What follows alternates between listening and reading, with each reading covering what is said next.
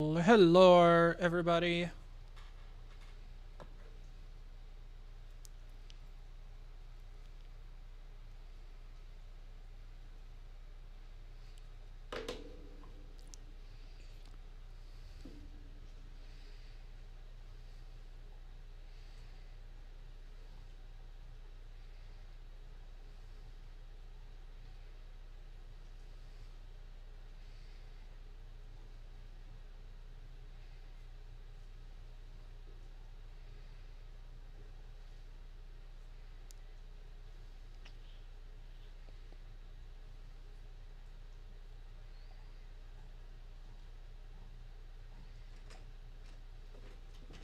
Give me just 1 second.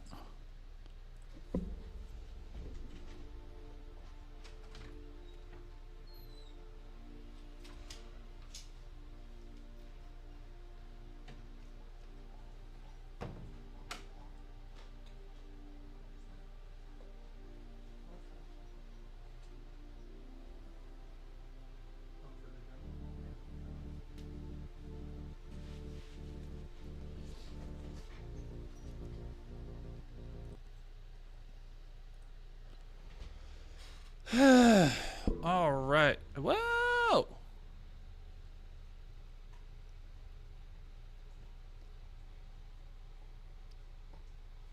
So how's everybody doing today? Awesome, Stella. Thank you for 22 months. What's up? This timeline is fucked so hard. Hope you're keeping up through it all.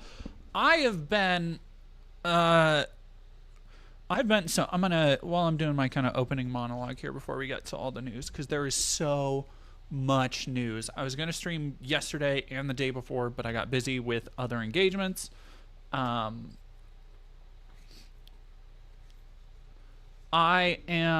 first off, if anybody is feeling like donating today would be an optimal Ko-Fi link day. Because if y'all will remember, rewind a month or so back, my rental company screwed me out of like $200 by not giving me the same rental agreement I've had for almost a decade now. And now they're trying to charge me month to month, even though I want to re-up again. No reason why I shouldn't. At least for the next 6 months or so. And they, despite my protestation and calling them all through the month, they never sent me a new rental contract, so I am expecting to overdraft my account while I am waiting for money to come in. So if y'all want to give me a couple bucks for the weekend, it would be appreciated. Not the most, like, huge deal if I overdraft. I'm getting paid from some ads and other stuff soon, but it would be appreciated. It's just very annoying. And timing didn't work out in my favor. Awesome, Stella. Thank you very much for sharing that, by the way.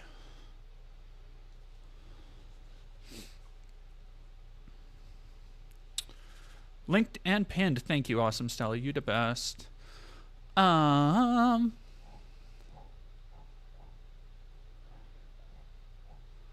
Same side as MTG and the NRA in the same week as it. Yeah, there's been... So one of the things that I'm going to talk about today is the ongoing and evolving rift in the Democrat Party. Or in the... sorry, not Democrat Party. In the conservative movement. Leftward Ho. Leftward Ho, thank you very much. Codistry, some good news. It's official. I got my name changed legally. Congratulations. Awesome. Thank you, Salem Kunoh.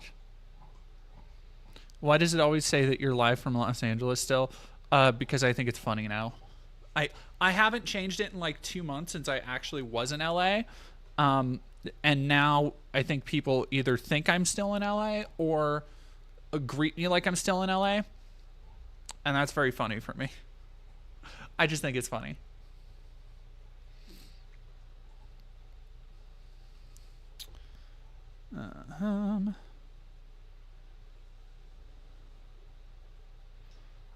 Yeah, sorry, I'm just getting the last little bits of nail polish off before I do that. Pinky Punk, thank you for becoming a member. And Orasai, thank you for tier 1. Want to move to Seattle, you should change it to live from Spokane. Oh, I should. I absolutely should. Yeah, it has been. I've been feeling a little bit like, and in fact, I wanted to go. Ooh, we are almost to a hype train already. I wanted to go live earlier because there is just so much to talk about, and I spent most of today writing a script for a video. So look forward to, if you like my scripted videos, which most people on my channel do. Look forward to a video coming out soon on, and Leftward Ho, thank you for subscribing at tier 1. Look forward to a video soon on Jesse Waters, of all people, of all nightmares. Jesse Waters, what a fucking nightmare of a human being. Oh my goodness. Holy shit, Orasai, thank you for 1, 2, 3 subbies. And getting our hype train off and moving. Thank you so much.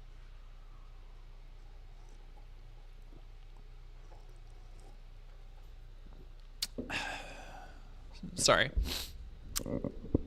Salem Kunwich has gifted a sub. Thank you, Cynic BT Dub. Oh, Lane Kaplan. The Chinatown segment does get a shout out in the video, but that is so far down the list of like heinous shit Jesse Waters has done. Yeah, what a total like propagandist asshole. RSI, one of my favorite people online. Aw, thank you so much. Should be illegal to be this aesthetic. I just threw on some stuff. Y'all stop it. Chonker Badonker, thank you very much for following. Criminal. No, it's been wild to see the response from the NRA. So I'm gonna go. I want to see actually if Matt Walsh has anything to say. Love how heart-shaped my lips are. My lips just do that. Oh, my barbed wire hoops. I love these. These are my I call these my Rakdos hoops, because when I'm playing Rakdos and like when I go to an LGS and I'm like, okay, tonight is a Judith night. Tonight is a yeah, Judith night. I always wear my like red black makeup. I posted pictures of it on Insta and Twitter and stuff. And I have these, and then I have other hoops that have like little spikes on them. Nitric Oxide looking great, Vesper. Thank you. Christian Garcia, this isn't my Angel Dust cosplay. I just got my hair cut and colored a little bit.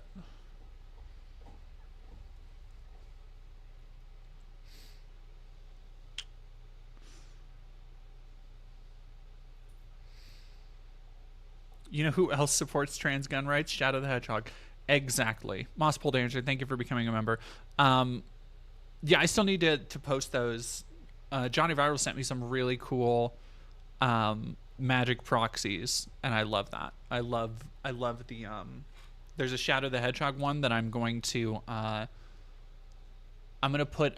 proxy Rouge, and I'm gonna proxy a Weatherlight to look like the egg carrier, so that I have like a Sonic Adventure 2 Team Dark deck, because that's how seriously I take my deck themes. Once again, inquiring about the fate of Potitog, Bugs has been sick. Yeah, so if people are wondering about the podcast, they are still ongoing. Bugs has just been sick for Potitog, and then Rosa this last week had surgery. So it has been a just kind of touch and go for both of them. But like Bugs and I will probably do something around Spider-Man, because Jesus Christ, it has been such a weird up and down. Like, some will tell you life is like a box of chocolates, but I think life is like a box of monkey paws, where it is just a constant granting of your wish and then a curling of the toe. Let me give you an example. There's a new Tron movie coming out. Tron is one of my favorite franchises ever. I love Tron. Mr. Beast is in a promo for the new Tron movie that also features Jared Leto. But at the same time, Nine Inch Nails is doing the entire soundtrack. So, like, who's to say? Who's to say if it's gonna be good or bad? You know.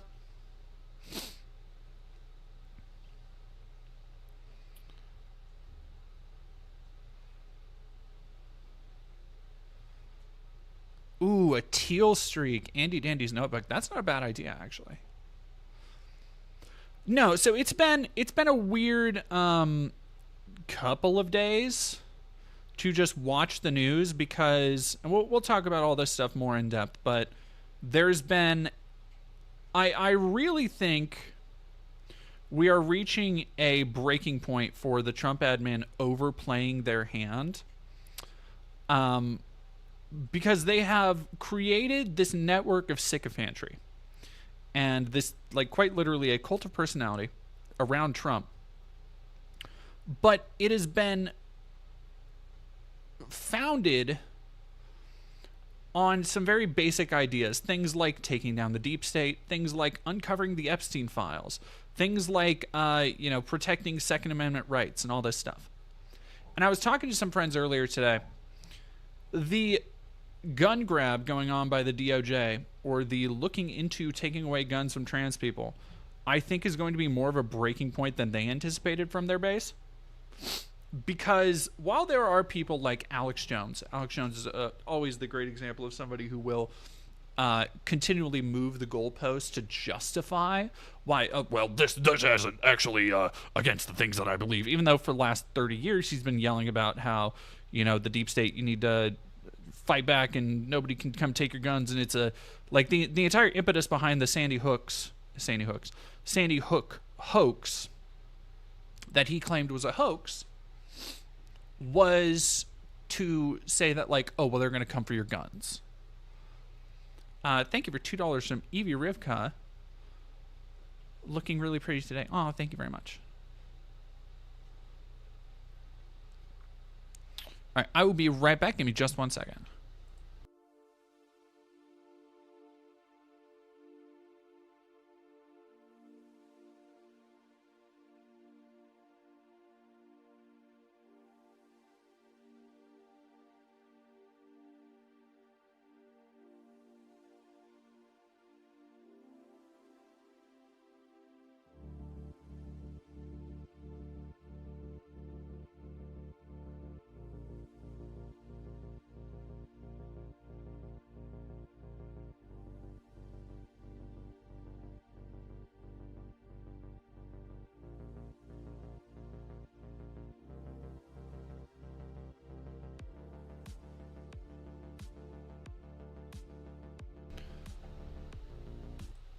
Okay, sorry about that.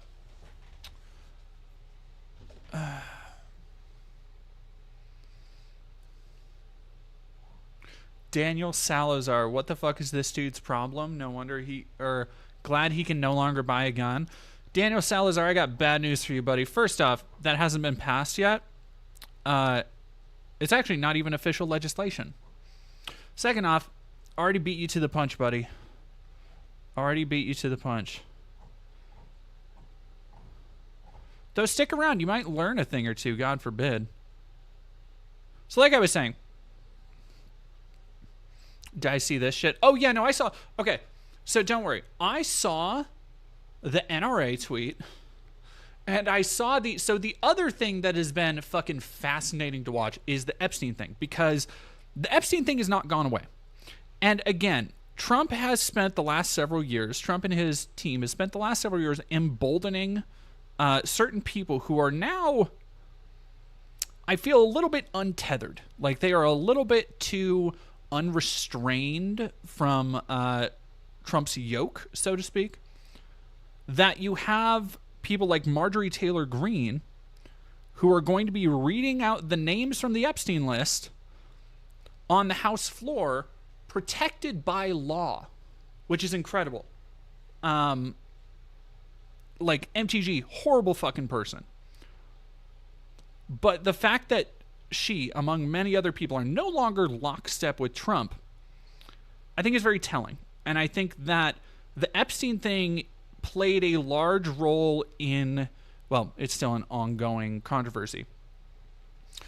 I think it is continuing to play a large role in people having a little bit of a fracture around their faith in Trump.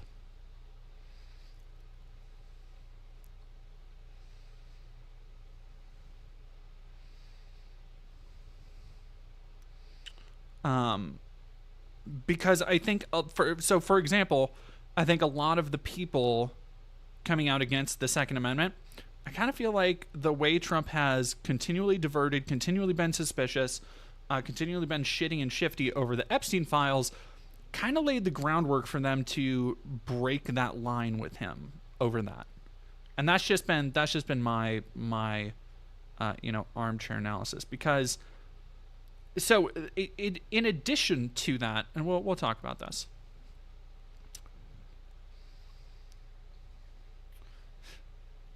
Everybody thinks this is such a good look for me. I don't get it. Y'all just have a goth girl fetish, I think.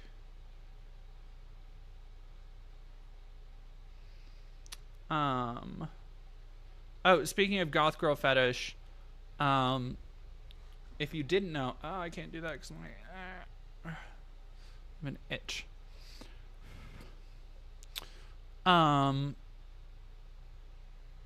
If you didn't know, my Rogue the Bat photo shoot is currently being rolled out on OnlyFans. So if you're not sub to that, or if you were sub to that, I think there's a discount going on right now. So if you want to get access to like 800 pictures and photo sets and stuff,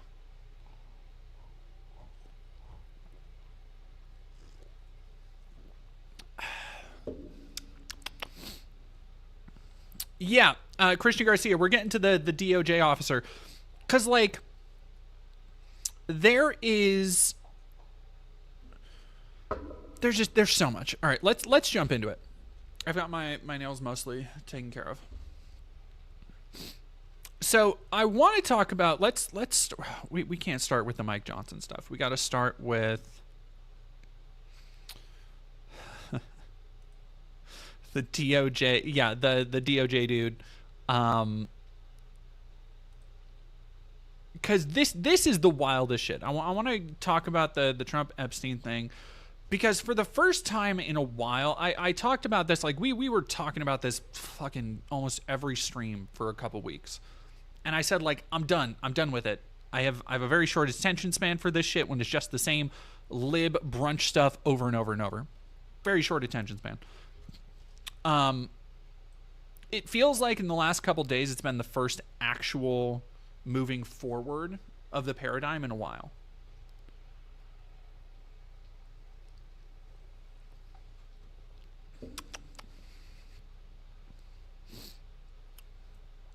Joe Blair, thank you for $10. Not gonna lie, throwing this back at them is a hoot. Grinner, someone needs to look into why Mike Johnson is so gung-ho about protecting Trump during his Epstein connections and distractions. You see, it's because he's a sycophant.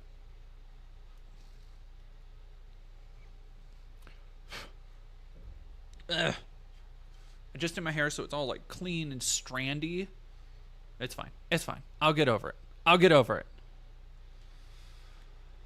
Alrighty. So let's...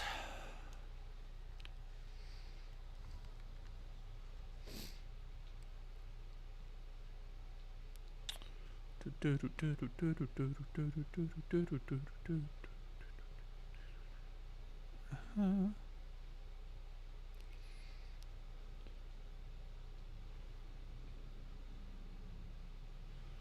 always hate when people respond to something in chat and I didn't catch it, so I don't know what it is. So this was, I believe this was yesterday. There's been a trend of, I don't like using the term dark woke, because it's kind of dumb. It's kind of lived up, right? And it's especially like there's been a lot of people being like, NRA, welcome to the resistance. And granted, that's a fucking joke. Like, I get it. Like, it's a joke when people are like, James O'Keefe, welcome to the resistance.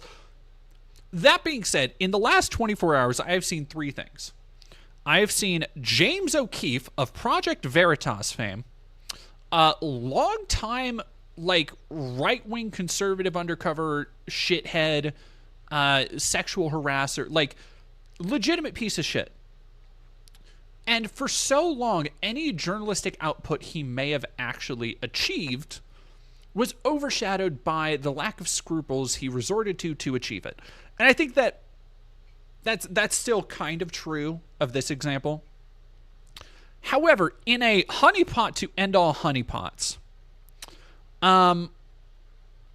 he had somebody go on a date with this man, Joseph Schnitt, acting Deputy Chief Office of Enforcement Operations in the Department of Justice. And yeah, he was the reason that Acorn was taken down with a completely bullshit video. And this is an old controversy. I don't know how many of y'all kids out there remember the Acorn controversy, but it was a whole fucking thing. Acorn was a organization that was massively responsible for a lot of like voter outreach and voter registration, especially in impoverished communities. Now,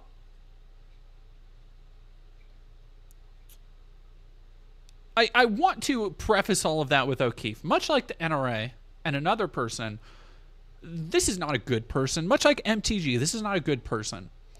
But I think it speaks to such a schism in the conservative movement right now that people like James O'Keefe, who have been conspiracy-brained for a long time, are finally breaking with Trump because there is this cognitive dissonance that they can no longer abide, so to speak.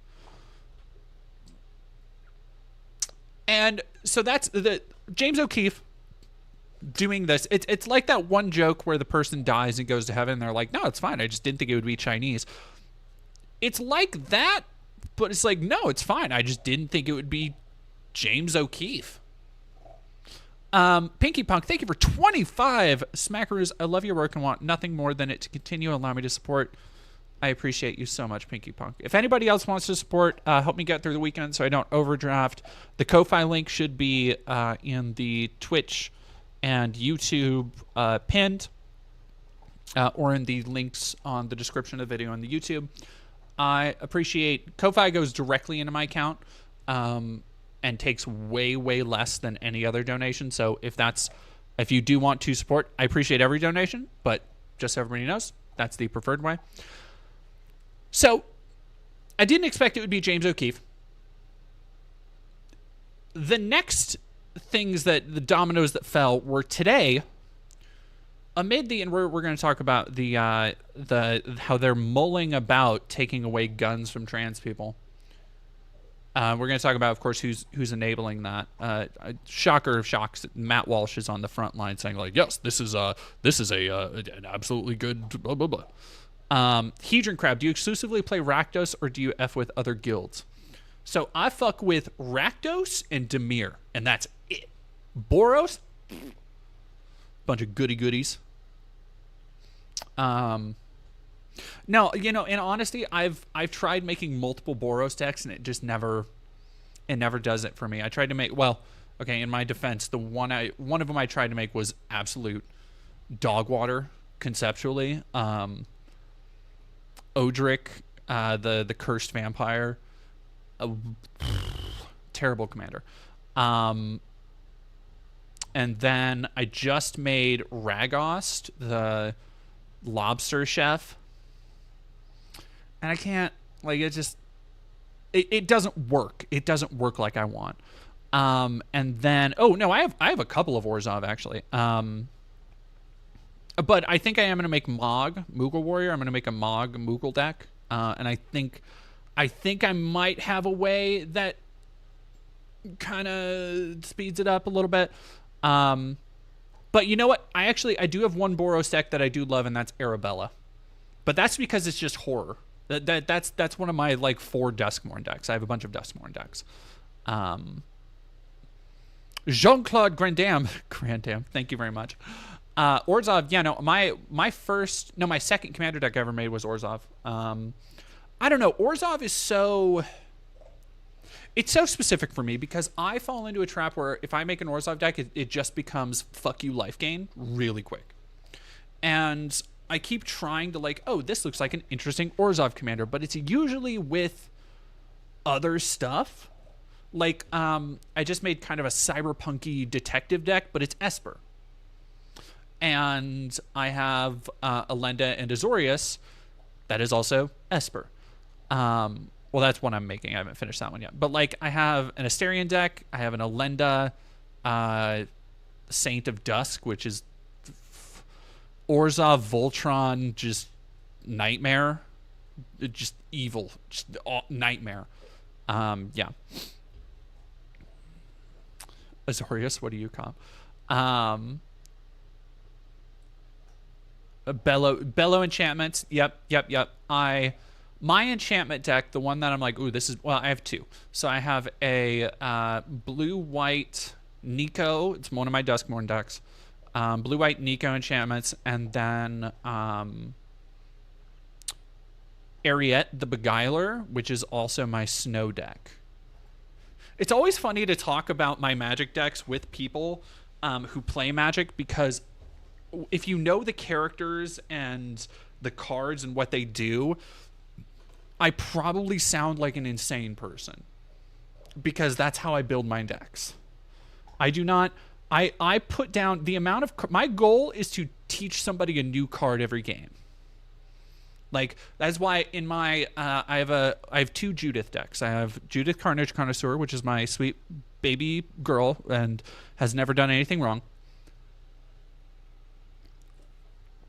And then I have Judith the Scourge Diva, which is a deck I lovingly call Rend Fair. Like Renaissance Fair, but rend as in to rend flesh. Which the entire point of Rend Fair is to just make every other player at the table face terrible choices that they don't want to make. And then, so like for Rakdos, I have Judith. The other one I call Tudith, because it's my second Judith deck. I have Shadow, which I'm still tinkering around with. I have Setzer from Final Fantasy. I have Kuja, which is Wizards, which is fucking so stupid. I love Kuja. It's such a dumb deck. And I think, honestly, I think aside from Rakdos, my other primary color configuration is Grixis, which is just Rakdos with blue. Because I have my other, if I were to have, okay, here are my two commanders with a bullet. Are Ashnod the Uncaring and Judith Carnage Connoisseur. And then I have Anello the Painter from New Capenna, which is so good. Look. The feeling of copying and exsanguinate and draining the table for like 80 life in a turn, that's some of the most fun you can have without taking off your clothes. Like that's just good clean Magic right there. Yeah, Anello's great. I like Eggman as a politic piece. One deck I've actually been building lately, that I'm bummed I haven't gone to Magic this week at all, to my local store, because I've been really tinkering and trying to make for the longest time, one of my first commander decks I bought was Olivia from Thunder Junction. And I never liked the way it played. I've never really cared for Mardu. That like go wide doesn't do much for me. But because when I get to a certain point, I don't like keeping track of shit. It's why I have one landfall deck. It's my Titania Voice of Gaia landfall deck, and it's kind of a Brothers War themed deck. It is, when it really pops off, it's a nightmare. Like I get to a point where I'm like, yes, please board wipe, kill me, destroy me. I deserve it. But what was I saying? Titania for that. I don't remember.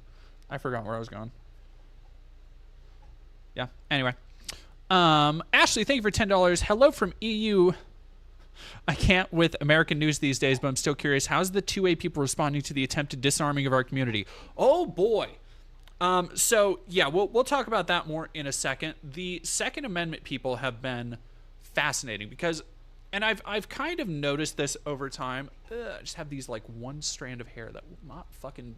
It's like sticking to my eyelash. Okay, there we go. There is a Sonic the Magic. Yeah, so there's Sonic Magic the Gathering just came out. And I was lucky enough to get just the non-foil because I don't want to spend that extra money, but I did get the set and the extra goodies. And I have a shadow deck that I'm still trying to figure out. And Eggman is fun as a politics piece. Oh yeah, bounty counters. I'm trying to make Mardu bounty counters work. I have 5 of the 6 cards ever made that give bounty counters. And it's kind of a bounty counter politicking group slug deck. Like I have Agitator Ant, and I have a lot of stuff that is like, hey, I'll scratch my back, you scratch, you scratch my back, I'll scratch yours, like that kind of stuff.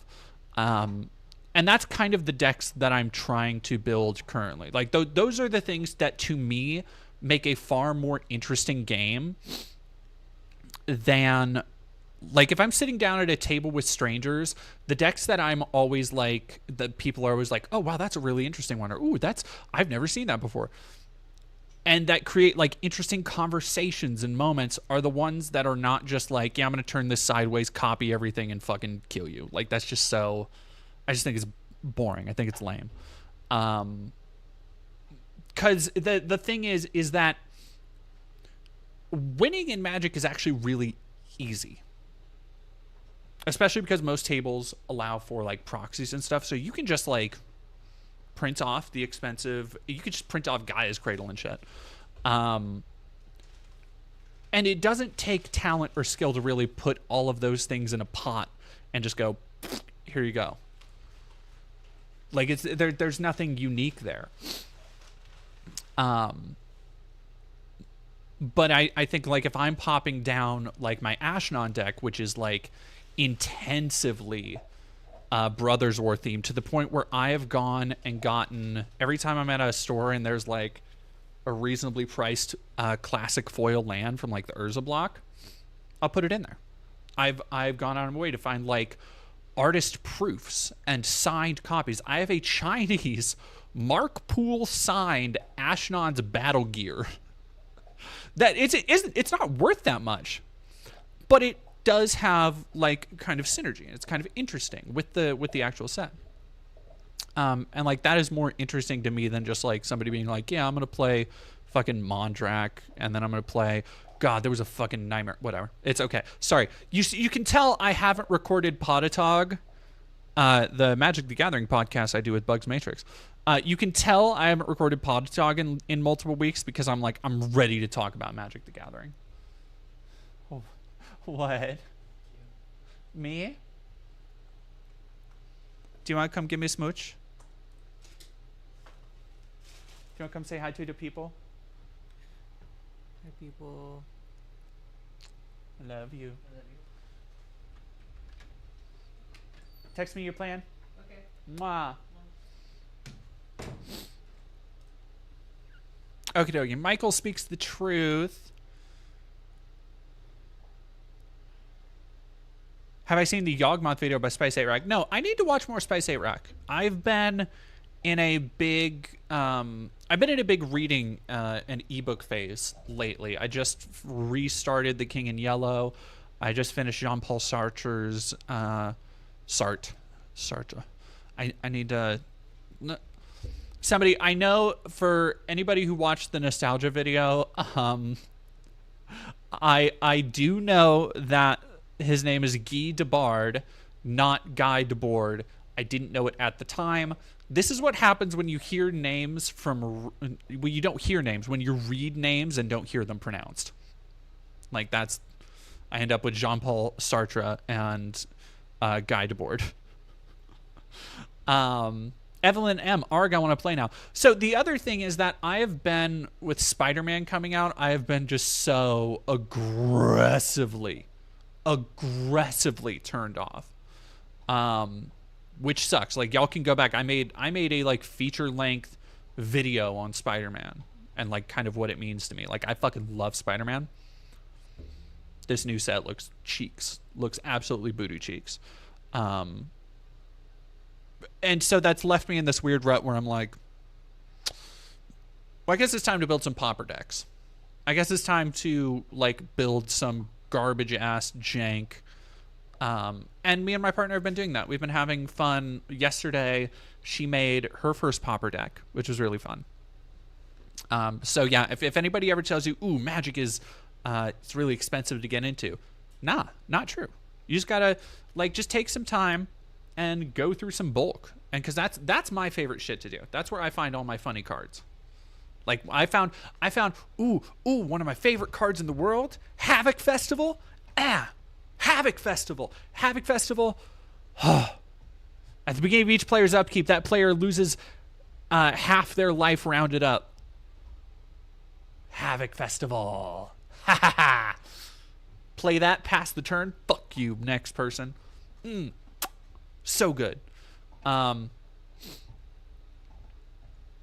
Yeah, Havoc Festival is good shit. What's another one I found? Volrath's Dungeon is another just banger that nobody has fucking thought of in almost 30 years. But if you pop down Volrath's Dungeon, easy way to get revenge on somebody. I'm just going to discard my hand. You put all of your cards back on top of the deck. You know what you're drawing for the next 4 turns. Fuck you. Oh, so good. What I learned from Magic players is that Commander cheap, Standard expensive. Yeah, so, and that's because Standard usually does have, like, rules against proxies, which sucks. And also because Standard is, like, this very current rotation, all of the big cards that people want for, like, the combos and the decks are always super expensive. So, like, fucking, what is Vivi at right now? Like, just a basic version of Vivi. Who is one of the, like, hot cards in Standard right now. Vivi Orniteer is... Fuck off! What? Card Kingdom has it for as low as 50, but Jesus.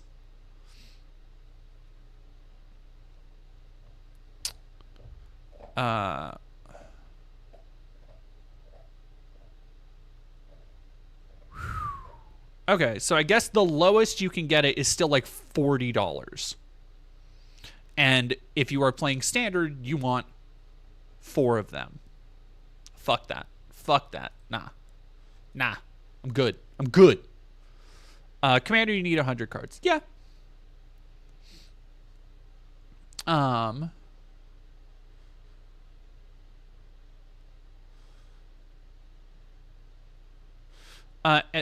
Zetetic Magic is based on every other Magic set is based on some non-Magic intellectual property. They've done so many. Assassin's Creed. Well, Final Fantasy is Magic. The Last Airbender. So Walking Dead is not a set. That was only a secret layer. So that was only like a couple cards. Assassin's Creed. I would argue Assassin's Creed actually fits Magic pretty well. Like thematically and like character type wise, rogues and assassins have been creature type. It's a whole thing anyway, but your point is well fucking taken on Spider-Man. And I would even say, as somebody who likes the Fallout set, kind of on Fallout too. Somebody asked if I'm into 40k. I'm not into 40k, if that makes sense. Like I've played... I want to get back to and finish the Space Marine games. Since the first one hit Game Pass, I played like the first hour of it. And then I read First and Only, the first Gaunt's Ghost book, which I've talked about. It was very well written. Very sumptuous. The writing of that book, very good. I didn't really care about anything that was happening, and maybe it's just because I read so many of the like Star Wars books growing up, and especially all the Republic Commando books. So that specific brand of like very militarized kind of gritty sci-fi, and it's more gritty than the God, what was Kathleen? What was her name? Than the 501st and the Republic Commando books were. But Yeah, I don't know. I downloaded a couple other ones. I think the next one I want to read is Cadia Stands. But I have no. I look at Warhammer and I'm like, nah. Because at my LGS, at the one I primarily go to, there are tons of end caps of Warhammer right by the register, and I just look at the price and I was like, sheesh.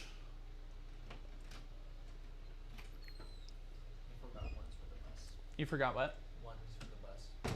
Oh. Did you miss the bus? No, not yet. Okay.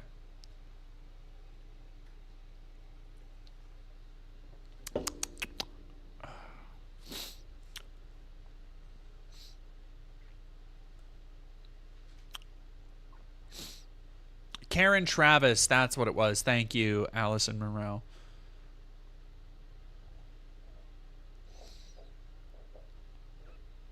But yeah, I also, like, I've gotten rid of a lot of, part of it's being, what's up?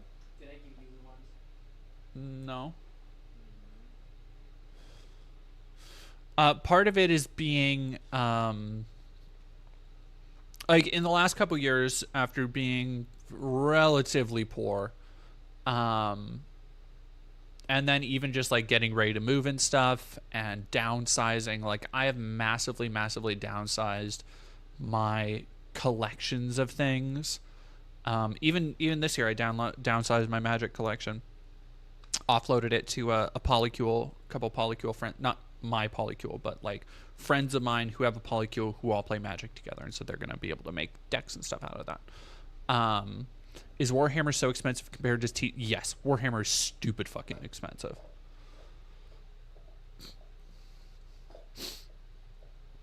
And like I already have so many, I have enough hobbies, or like I already have shit I'm not getting to, right? Like when I play video games now, I just sit there sometimes like, damn, what do I even want to play? Which I've been playing Metal Gear Solid Delta lately, which has been great.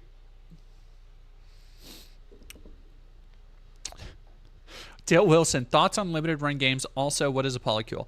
Okay, first question first. Limited run games, as somebody who I have a Far Cry 3 Blood Dragon limited run games that I completely forgot I bought when I bought it, by the way.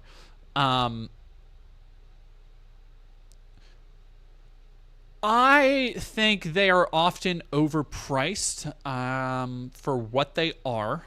I think they are often overpriced, under-deliver, and take way too fucking long. That's my personal opinion. There are some. I guess I don't have it here, but like I have the Paradise Killer, and that's not limited run. But like if I really love a game, like Paradise Killer or Far Cry 3 Blood Dragon, which I would qualify both of those as like in my top 25. But other than that, I have no real desire to collect things a lot of the time anymore. Yeah. A polycule. Oh, also a polycule is a like a polyamorous relationship. It's like people who are dating each other in multiples. Dustin the Dam, thank you for 17 months in a row. Hello. And Fighting Hobbit, thank you for 50 bits. Speaking of relatively poor, have some bits to improve your situation. I got some Nito Void dice for my D&D character. Oh, that's so cute. Xenagrels, I sell altars to pay for my Fire and Blood cards. That's awesome. I don't know what the legal... I should probably sell some of the proxies I make, honestly. I've considered it. Hi, CD Bar. All right, let's get back on. God damn it, y'all sidetracked me. Okay. So I wanted to get back to this. James O'Keefe, one of three bizarre dark. I'll call this the dark woke happenings. And it's really been this surreal, almost, it feels like a portent of the apocalypse. Where you have James O'Keefe, Like, it's fine. I just didn't think it would be James O'Keefe. NRA coming out against any kind of gun grab. And then you had Nick Fuentes being out there talking about how, like, people shouldn't be racist. And granted, each one of these things, you scratch the surface a little bit, and it's like, okay, well, yes, they're doing this to continue furthering the evil shit that they do. Like, NRA is going to say this because they need to. They cannot budge on this. Nick Fuentes is going to say this because he needs to. He has inexplicably an audience with a lot of people of color in it. Like, this stuff, much like with James O'Keefe, it doesn't change the fact that these are bad people, that they are going to continue working. Like, these are not allies all of a sudden. That being said, it is weird to see. It's just weird. It's just weird. So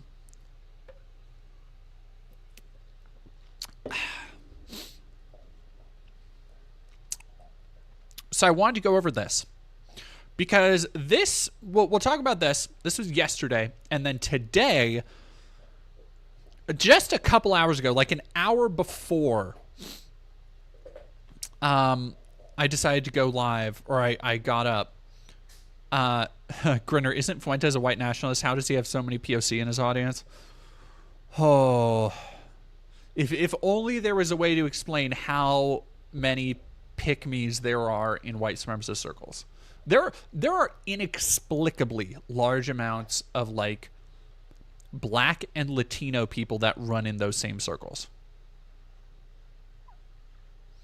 Again, it's always, I mean, it's people like Myron Gaines. You know, it's people like the fresh and fit assholes who will always talk shit about, people like Candace Owens who will always be like, well, yeah, I'm not like those other black people. Those are lazy black people. Those are, you know, whatever.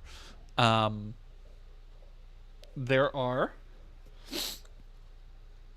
names.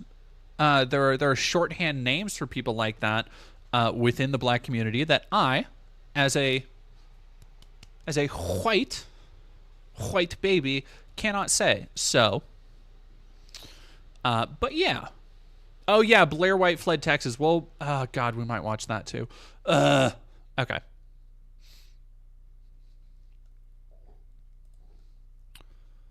Page 5. They'll redact every Republican or conservative person in those files. Leave all the liberal, Democratic people in. So, if you haven't seen, this is from yesterday. DOJ Deputy Chief admits government will, quote, redact every Republican while, quote, leaving all the liberal Democratic people on the Epstein list. Says Ghislaine Maxwell was moved to a lower security prison as a benefit to keep her mouth shut.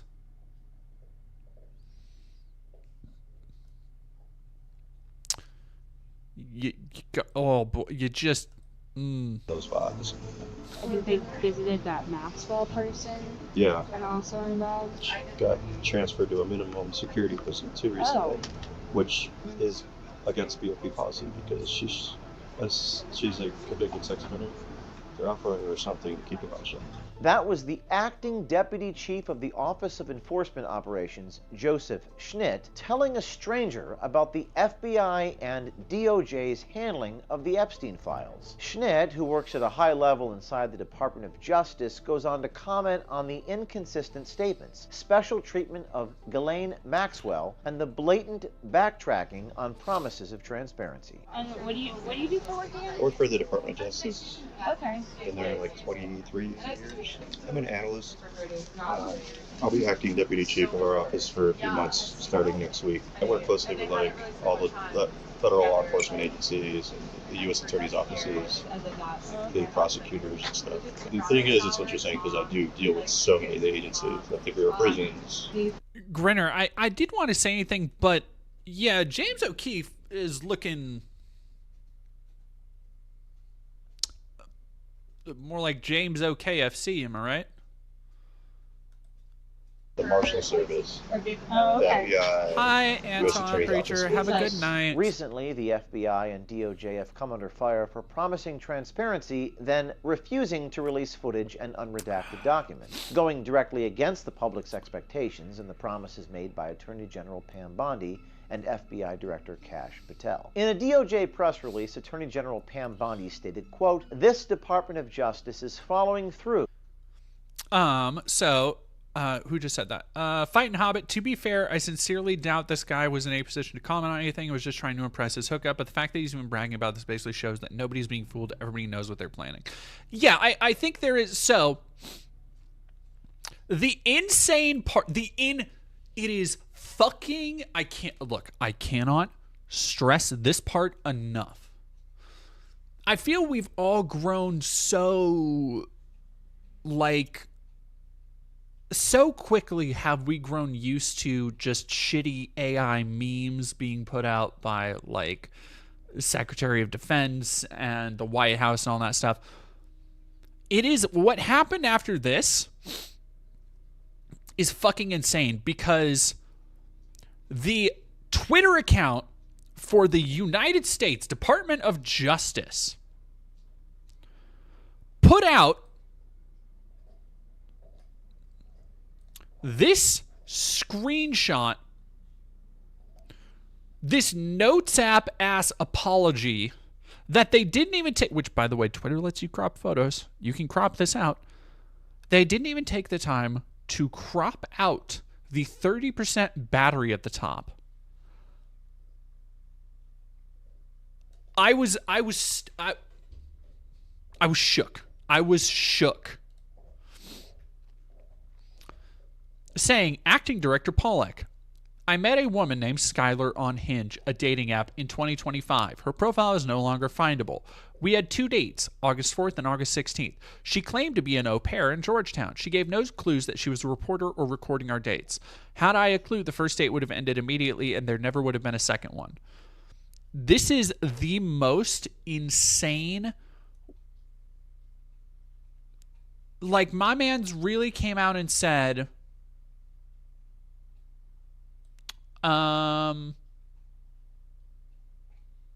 yeah, I had a Hinge date that I told state secrets to, which he shared to 2.2 million people from like a Notes app apology.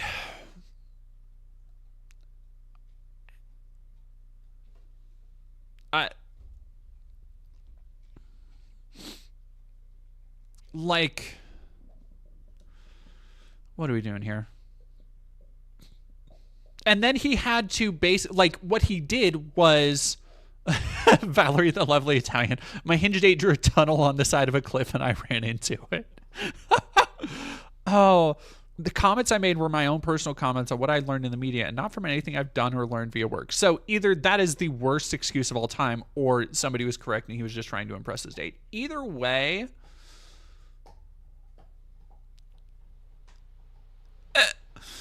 so that was yesterday. The Real Cyberhawk, thank you for following. That was yesterday. And then somebody decided to give House Speaker Mike Johnson to Ritalin and rev him up in front of cameras like a fucking Beyblade. And then this is the result. He's not saying that what Epstein did is a hoax. It's a terrible, unspeakable evil. He believes that himself. When he first heard the rumor, he kicked him out of Mar-a-Lago. He was an FBI informant to try to take this stuff down. The president knows and has great sympathy for the women who suffer these unspeakable harms. It's detestable to him. He and I have spoken about this as recently as 24 hours ago. He's not saying that what Epstein did is a hoax. It's a terrible, unspeakable evil. He believes that himself. When he first heard the rumor, he kicked him out of Mar-a-Lago. He was an FBI informant to try to take this stuff down. The president knows and has great sympathy for the women who have suffered these unspeakable harms. It's detestable to him. He and I have spoken about this as recently as 24 hours ago. He's not saying that. So, if you caught that, and I realized that was going by real fast. He was talking like a roadrunner there for a second. He said that President Trump was an FBI informant to take down Epstein.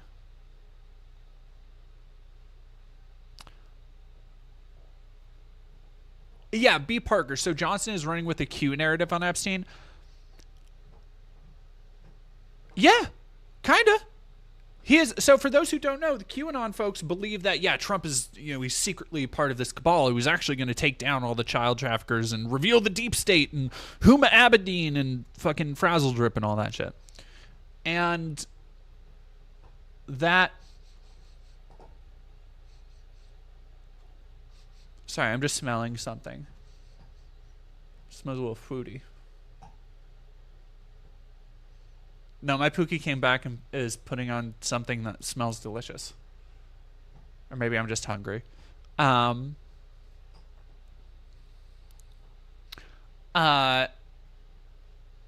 so I forgot what I was saying. I got distracted by my girlfriend. Yeah, he was... Yeah, no, so they are saying that he was... It's unclear. But Mike Johnson is going to have to come out, like, tomorrow and clarify, what the fuck do you mean, dude? What do you mean Trump was an FBI informant? Because there are only a couple possibilities. One, he was an FBI informant after he was elected president, which... Okay, why has he never talked about that? Why has the person who brags and talks up the shit that they've done and said more than any other person on the planet, why has he never just coincidentally talked about this? B, if it was before Epstein, again, why hasn't he talked about it?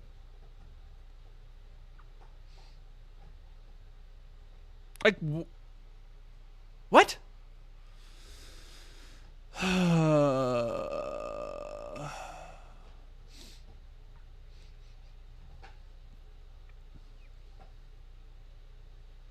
Yeah, I press X to doubt heavily.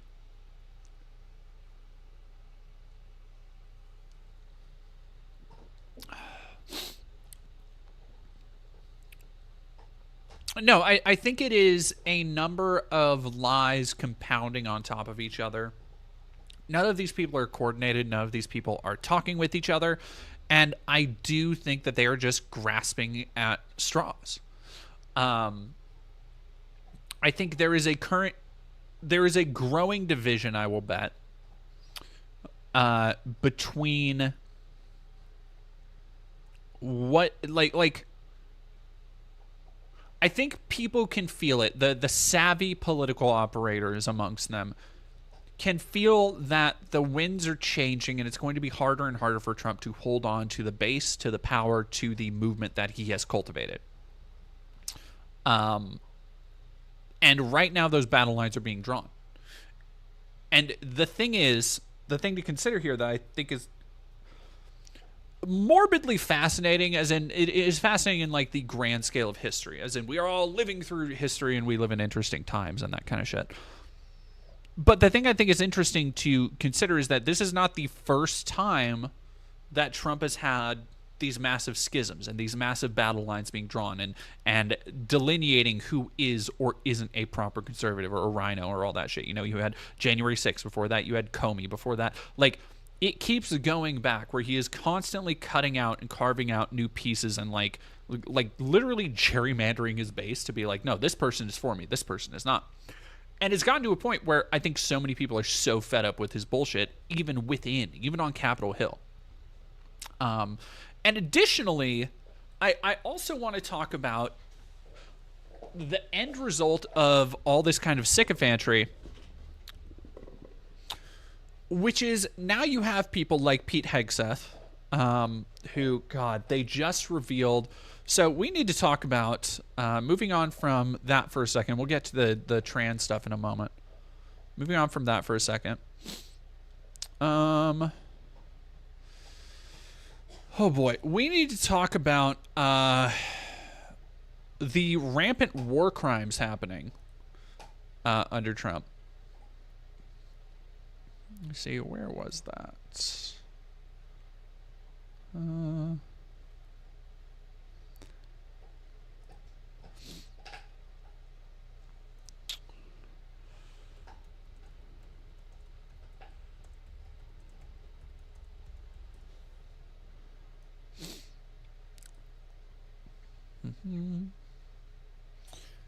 Yeah, Trump says he doesn't know anything. Shocker.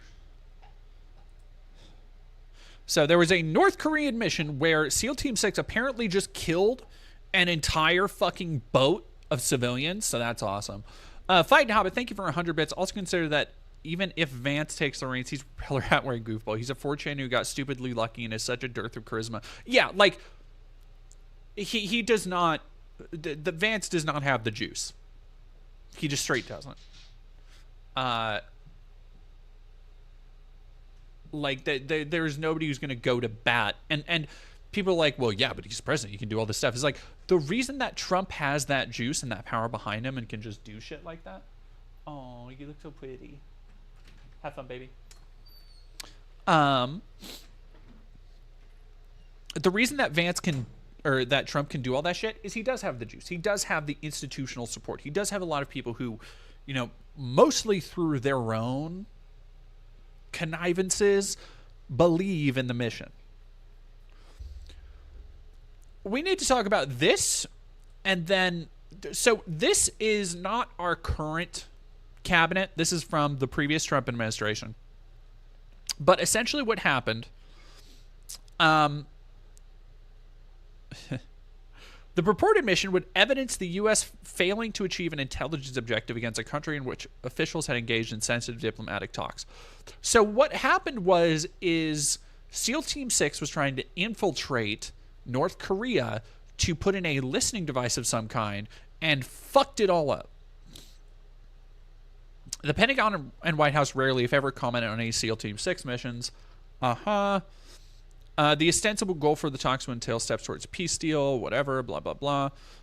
New York Times on Friday released a report on a 2019 operation to plant a listening device that would have allowed the U.S. to intercept communications from Kim Jong-un at a time when the U.S. was holding high-level nuclear talks. According to the Times, the operation did not pan out once a boat started sweeping the water, prompting fears that the SEAL team had been spotted while heading for shore. The team opened fire, killing everyone on the boat, then retreating without completing the mission, per the report. Oh, hang on, give me one second.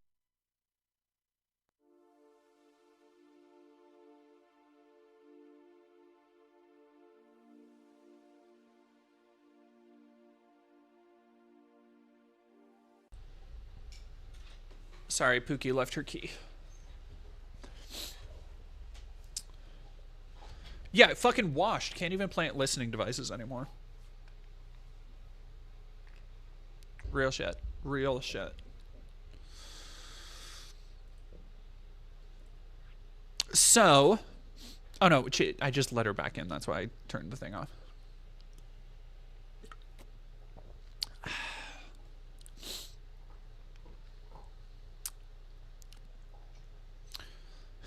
I'd have to look, but I don't know anything about it. I'm hearing it now for the first time. So here's the thing. That kind of misalignment. Did I not put... I don't think I put it. All right, let's do...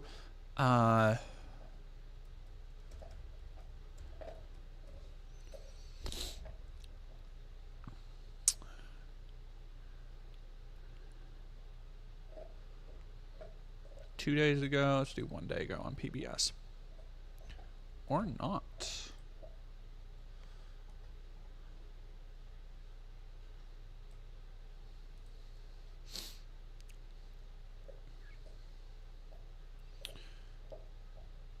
So, Pete Hegseth, this goes hand in hand with a couple other things. One, Pete Hegseth recently touting that they are renaming the Department of Defense to the Department of War.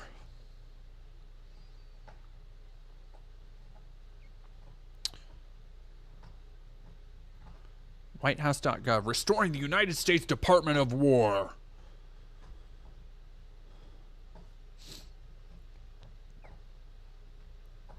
Secretary of Defense is authorized to use this additional secondary title, the Secretary of War. Ooh, oh, this is so fucking cool. This is Yeah, whatever. It's the most open people like Hegseth have been about just how they're not actually anti-war. Remember how the whole thing, people are like, oh yeah, no, Trump, he's the anti-war president. No more wars. We're getting out of foreign wars. And Pete Hegseth doesn't believe that. Pete Hegseth, do you remember? All right.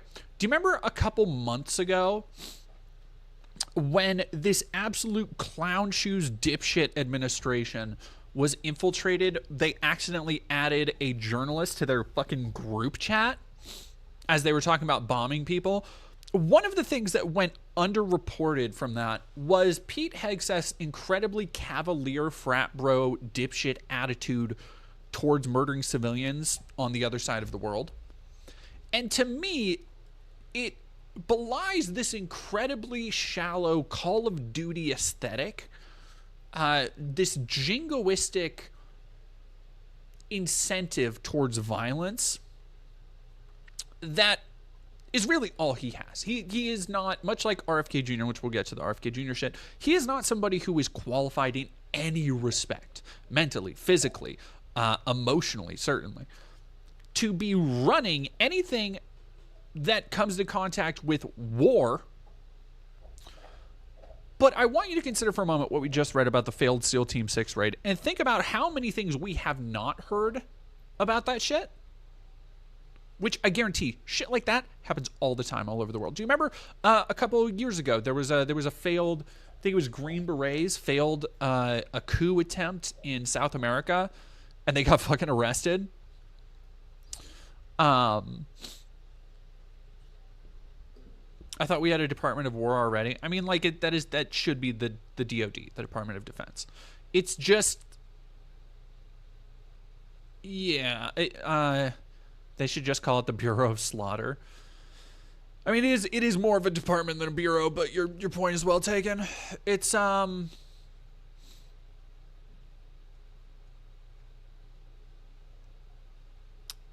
yeah, like it is news to me. What coup? Yeah, let me see if I can find it really quick.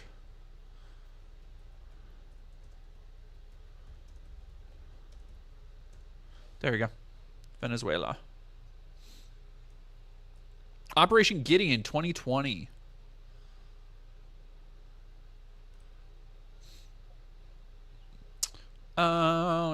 Unsuccessful attempt by the active coalition of the Venezuelan International Reserve, Venezuelan dissidents, and a private security firm, Silver Corp USA, to infiltrate Venezuela by sea and remove Nicolas Maduro from power. For expatriate Venezuelan former military personnel living in Colombia to enter the country by boat at Macuto, take control of an airfield, capture Maduro and other high-level figures. A landing attempt to initiate the operation went forward despite its impracticality. 2 boats were launched from eastern Colombia towards the Caribbean coast of Venezuela, north of Caracas, carrying approximately 50 dissidents and 2 American former Green Berets employed as mercenaries by Silver Corp. Okay, so I remember the mercenary bit, but if you think for a if you think for a fucking second American intelligence apparatuses were not actively involved with this, I have several bridges to sell you, and I will take cash up front. Jonathan Black, thank you for $10. I went to war, wouldn't recommend it. This administration makes me ashamed of my service in my country.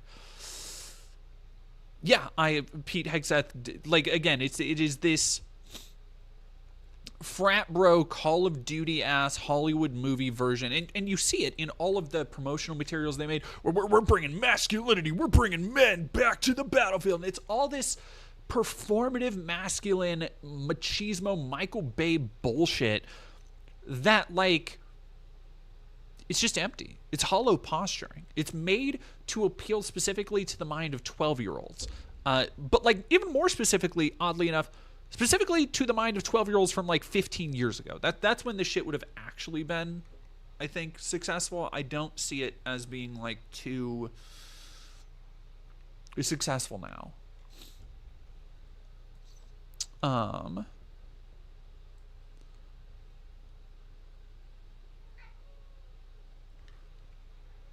Okay, Kat is yelling at me. I need to go give her food real quick, and I'll be right back. Are you streaming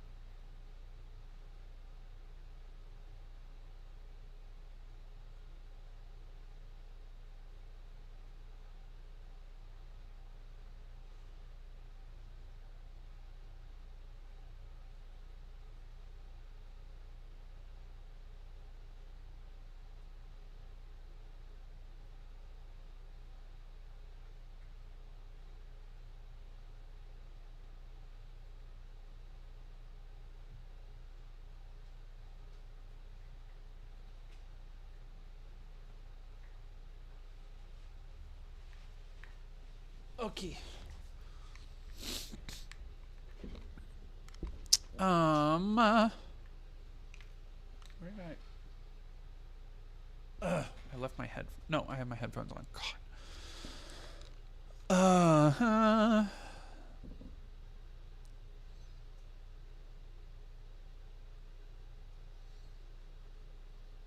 What was I saying? Okay, yeah. Operation Gideon, Department of War, very dumb. So, the problem that this kind of attitude has is that, much like all of the posturing that Trump has done for years now about, you know, we're going to send the military to the border, we're going to send the military to fight Mexico, and we're going to send the military to the cartels and shit. You have somebody so removed from the concept of actual violence, active duty personnel. People like Pete Hegseth are who is enabling Trump to, and very likely whispering this shit in his ear about, like, militarizing places like Chicago, Detroit, LA, sending, and it's stuff like this where a reporter asked Pete Hegseth about this incident. U.S. military kills 11 people in strike on alleged drug boat from Venezuela. And somebody asked him, hey, what the fuck, dude? Who gave y'all the authority? What was the chain of command like to execute 11 people on international waters?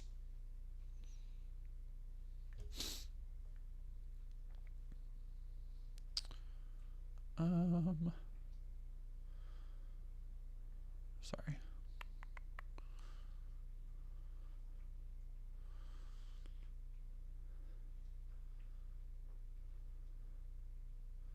$5. Thank you, Moth. Welcome to Ministry of Skulls. This is lead executioner Pete Hegseth.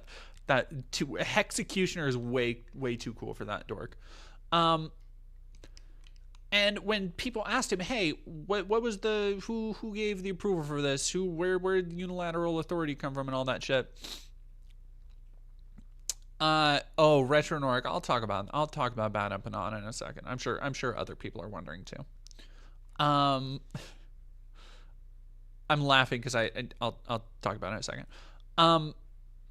Pete Hegseth simply responded, "We have absolute authority. We have absolute authority." Blah blah blah. And it's just like, well, no, actually, you don't, dude. Like they are expecting that Venezuela is not going to respond because, yeah, Venezuela is outgunned when faced with the U.S. military. But that doesn't give them the right on international waters to execute 11 people. And it is since, I wonder if the Reuters article, I've read another article, I don't know why I didn't save it. So not only did Trump share this video, appeared to show footage from overhead drones of a speedboat exploding and then on fire. The strike resulted in 11 terrorists killed in action. No U.S. forces were harmed in this strike. He added that the U.S. military had identified the crew's members of Tren de Aragua, with the which the U.S. designated a terrorist group in February.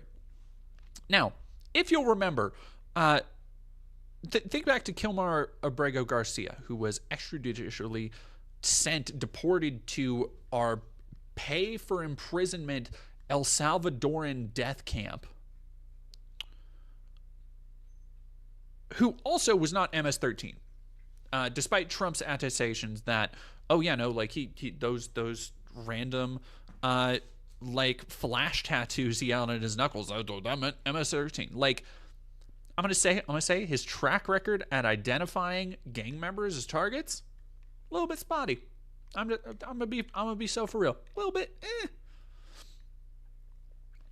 Yeah, Michael speaks their truth. I like what Kyle Kulinski said. That boat looks like it might not even have enough cocaine for a bachelor party. So I don't know if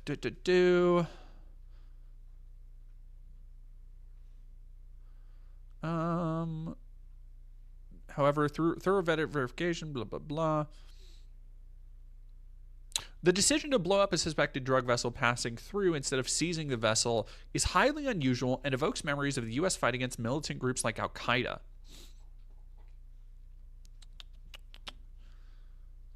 All right, so they don't mention it here.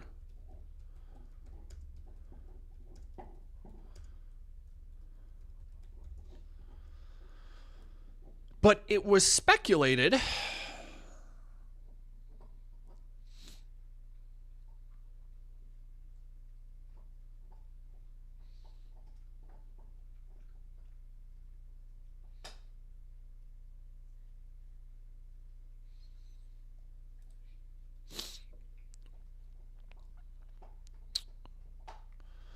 da, da, da.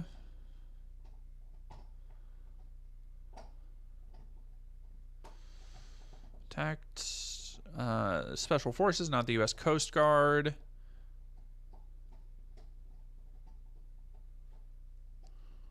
Instead of interdicting it on the president's orders, we blew it up, and it'll happen again. Maybe it is happening right now. The decision to destroy and not interdict the alleged drug vessel, killing all civilians on board, raises a host of concerns and questions. Why wasn't the Coast Guard involved?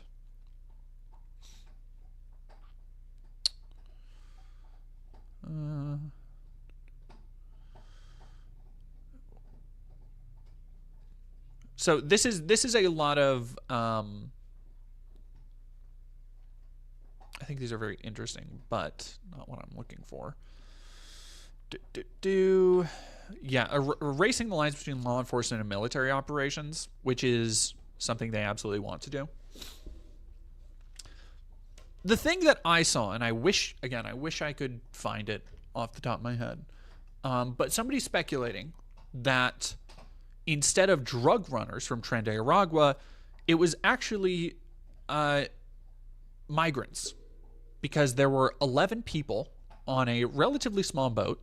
Usually drug running boats have 3 to 4. This was from an expert who was speculating on it. That is a lot of people to handle a drug shipment. Not a lot of people if you are carrying human cargo. But we will never know. Very likely by design. And I don't think to people like Trump, to people like Hegseth, it certainly doesn't matter if it was women and children on board or drug runners. Because they get to use these flaming pieces of human remains as their fucking sick little photo op. They get to put it on social media and be like, oh, look at how fucking cool and badass we are. And I hate it.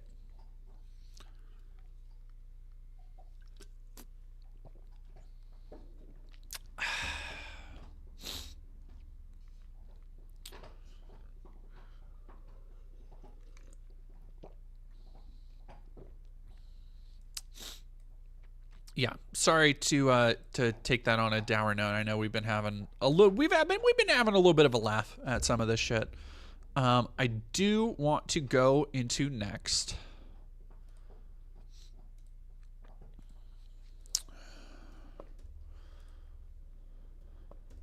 We need to talk about the trans thing. And I hear you asking, which trans thing? You bunch of kidders.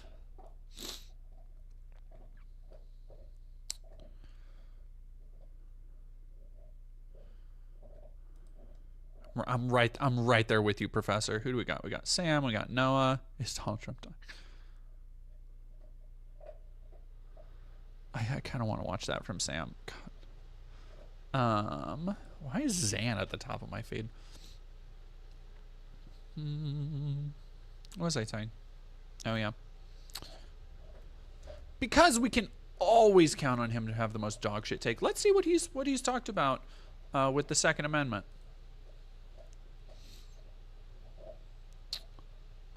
Bass Fishing 101, because you know what the fuck you're talking about.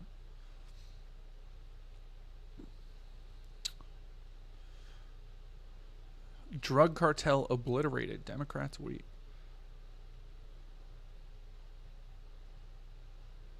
Oh, he hasn't. Oh, weird. He hasn't talked about it yet. Huh.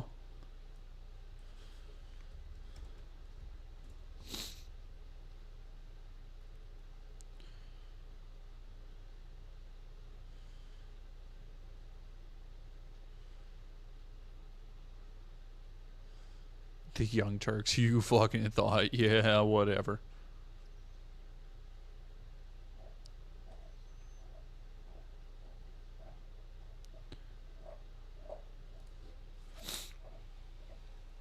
Joining us now to talk more about this investigation is White House Senior Director for Counterterrorism, Sebastian Gorka. Sir, thank you so much for being with us. We're hearing the Minneapolis Police Department saying Friday that authorities have been in contact with the shooter's parents. What are they telling them? What is being learned from the parents? Well, it would not be responsible of me to reveal what is happening in an ongoing investigation, but we have to put this incident into the broader context of what we've witnessed in just the last few years, more than half a dozen. Sebastian Gorka, by the way, his dad had ties to a radical Nazi group, the Vitesse Rend, I believe. That's Gorka, right? That's not... Who's the other fucker I'm thinking of? God, why do I get them confused? They're not even that similar. There's Gorka and I think Bannon's the other one. Morka Gorka, turn it down. Yeah. Sorry, the fucking YouTube of a similar discrepancy. Variety involving individuals who are confused about their gender, to put it mildly. And then, as you mentioned at the top of your monologue, we have the videos, we have the statements from the dead shooter that were clearly anti-Christian. Clearly anti-Christian. Anti-Christian bias is another thing we're going to look at really quick, by the way. Yeah, Gorka was tied to some Hungarian fascist group. That was the Vitesse Rend.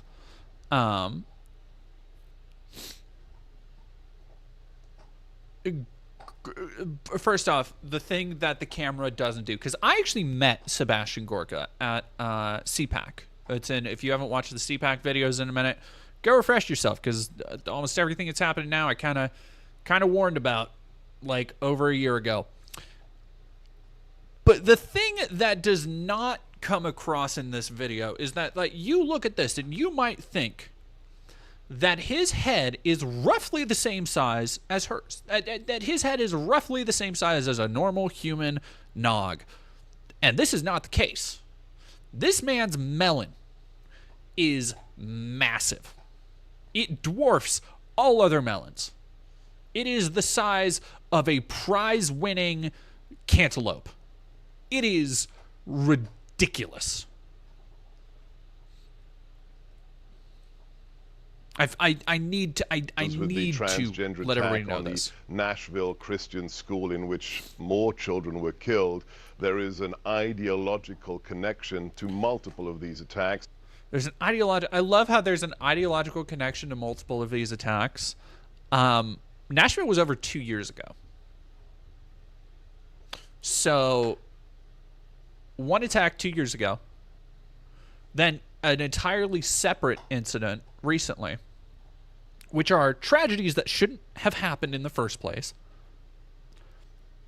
But then you are saying that, okay, let's escalate from there. Obviously, we've already painted the target on trans people as a whole. Where do we go from there? What's next? I don't want to watch the whole thing on this because we already know. I don't need to dance around it and hold it as a surprise. From CNN yesterday, Trump DOJ is looking at ways to ban transgender Americans from owning guns, sources say. In the wake of the Minneapolis Catholic Church shooting, senior Justice Department officials are weighing proposals to limit trans people's right to possess firearms. The talks, described as preliminary in nature, appear to build on an idea that has gained some currency in conservative media since a Minneapolis shooting that killed 2 children and injured 21. An attack that police say was carried out by a 23-year-old transgender woman. By the way, insanely irresponsible reporting from CNN here. Insanely irresponsible to not mention that they were a detranser. Wild to not mention that they were a detransitioner. That they were a Nazi white supremacist. Like, up front and first. Trump issued a series of executive orders on the topic, including one barring trans people from serving in the military and another ordering federal prisons to move trans inmates to facilities corresponding with their gender assigned at birth. I talked about this, by the way, in the video I did when I went to Trump's inauguration. And if you don't know these statistics and the horror trans women have to go through in prison, I hope you have a strong stomach when you look it up. Because it is, we know the statistics. We know what is going to happen and what is already happening to these people. And the guards don't care. The people who run the prisons don't care. Trump doesn't care.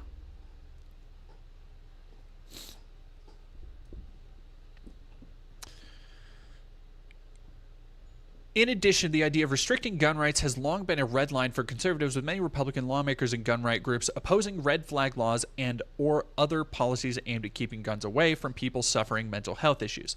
But Justice Department leadership is seriously considering whether it can use its rulemaking authority to follow on to Trump's determination to bar military service and declare that people who are transgender are mentally ill and can lose their Second Amendment rights, according to one justice official.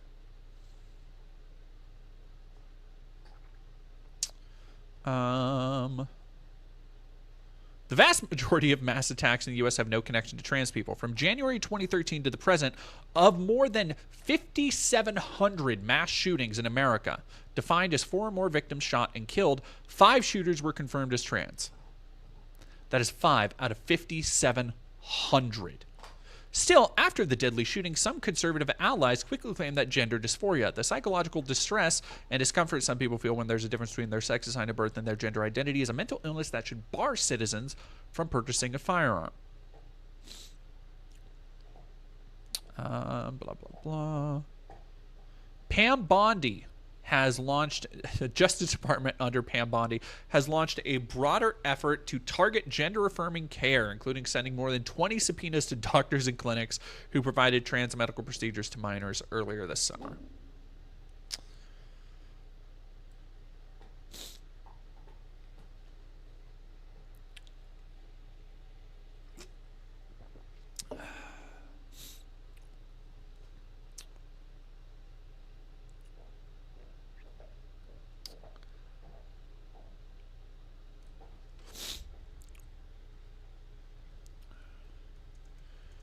Let's see if I can find the actual I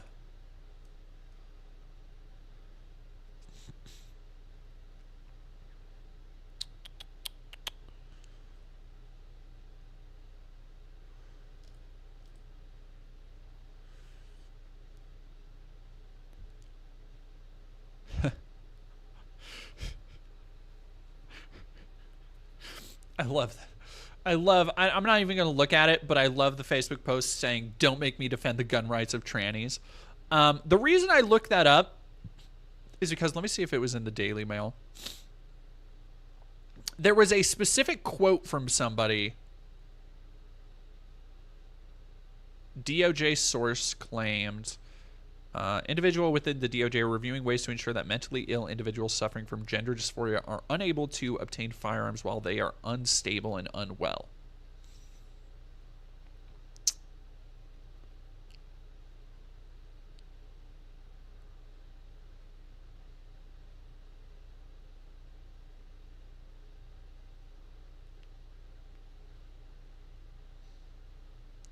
Gender dysphoria is the mental illness often associated with transgenderism. Fuck you, Daily Mail. Here we go.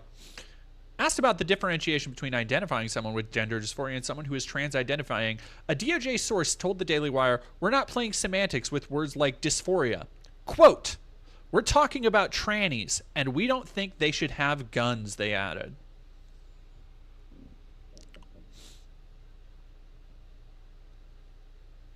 That's a DOJ source.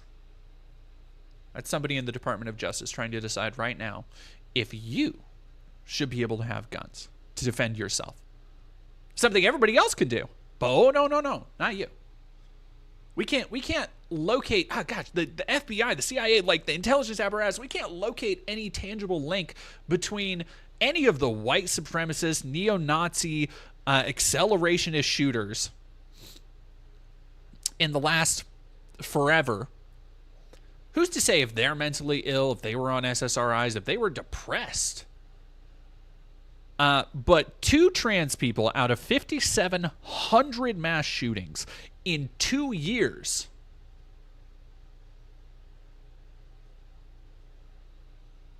and we have to take away rights of people to defend themselves. Now, I don't know if any of you are big fans of history, but a lot of people are noting that, you know, coming for guns, or at the very least, restricting the amount of defense a group can have on their own usually doesn't lead to anything good. It doesn't. So I want to talk about the resistance to this and then the advocacy for it.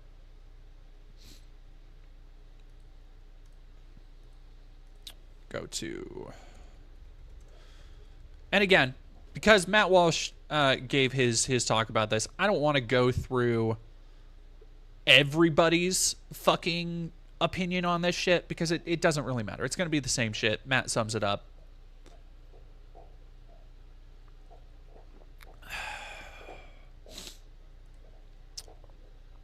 But like I was talking about, yeah, I see somebody in the chat saying this is a clear violation of constitutional rights. You are correct. It is a clear violation of constitutional rights, and I'm going to let you into a little bit of a personal issue for me. This led me to essentially breaking up with my family the other day. I have been distancing myself more and more. Nobody's reached out to me. They know how I feel about this. They know I'm trans. And I sent a long-ass message basically letting them know that and a lot of my family members are getting older. And I let them know that this fall at my cousin's wedding will be the last time a lot of them will see me. Ever. Because of shit like this. Because they still support this. Because they are able to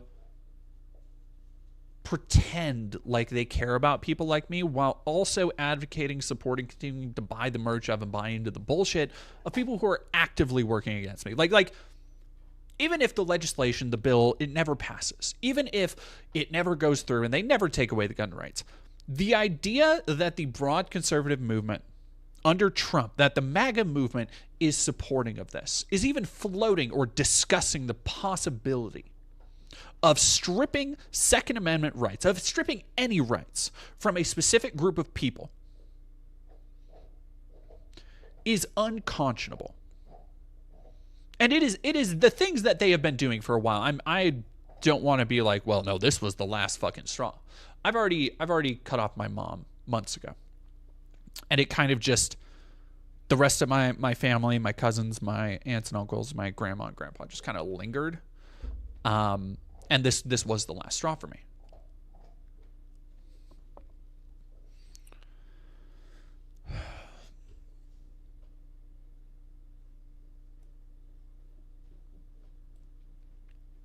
The fascinating part, it should be a non-starter for any American. It should be.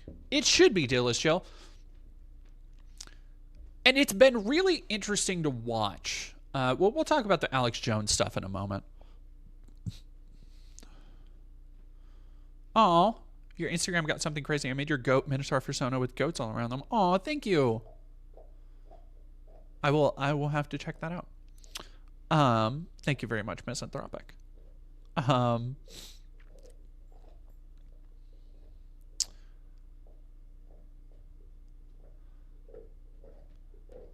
forgot where I was going. NRA. The fascinating part, so I mentioned Alex Jones earlier. And Alex is somebody who will constantly move goalposts, will constantly couch his very mild criticism of Trump because he needs the Trump movement to hold on to relevance, right? Fighting Hobbit, thank you for 100 bits. First off, wildly unconstitutional, but secondly, doesn't this mean that they're going to try and reintroduce transness into the DMs? Yeah. Well, no. You see, because again, under RFK Jr., oh God, I just have this itch.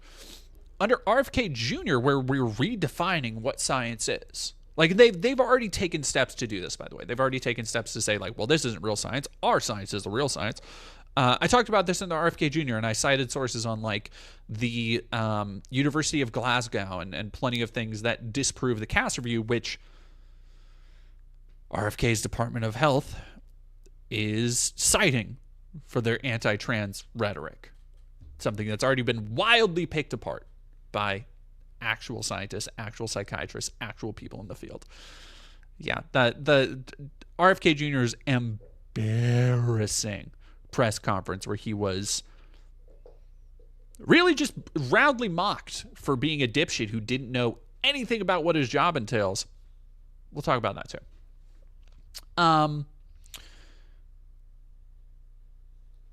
She bleeds jet fuel. Thank you for 6 months in a row. Wow, wow, wow.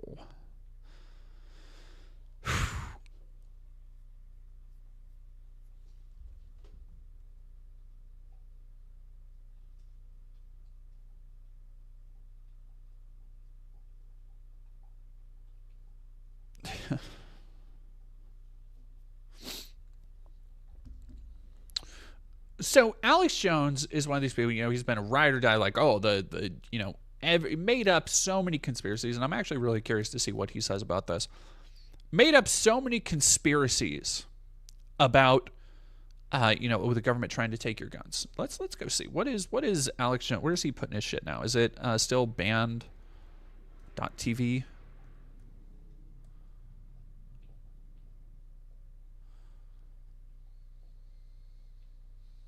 Nope. Did his shit get auctioned off? I would have swore band.tv used to be his thing. All right, there you go.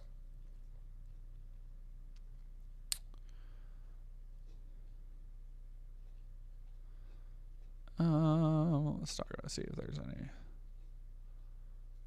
number one threat to prisoners.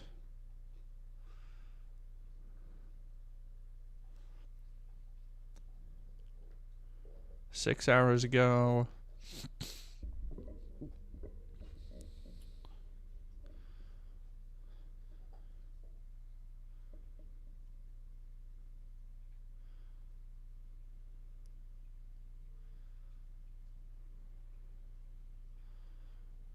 Wow, he hasn't talked at all. RFK channels Godzilla.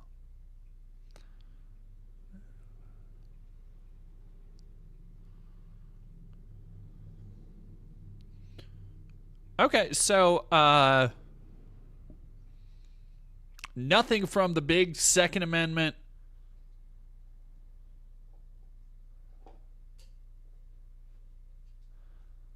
I guess we'll talk about the Owen Schroyer shit in a minute. Nothing about the big fucking Second Amendment. Just nothing. Just nothing.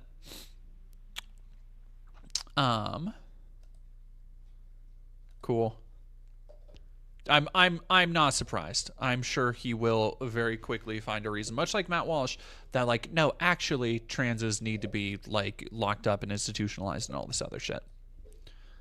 Yeah, we'll talk about Owen in a second because look, chat, there are crash outs. There are days where in the great words of Vladimir Lenin, there are days where you fuck around and days where you find out. And Alex Jones is doing finding out. There are crash outs and then there's whatever the fuck Alex Jones has been doing over Owen Schroyer leaving. And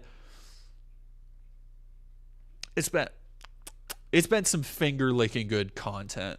It's been good eating. Not gonna lie.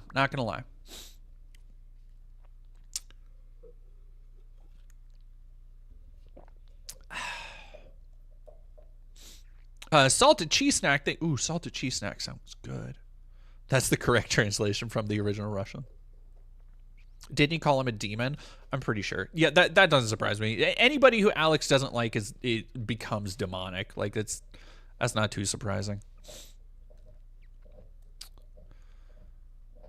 If people can forgive James Charles, people can forgive Alex Jones in 5 years. People haven't forgiven James Charles.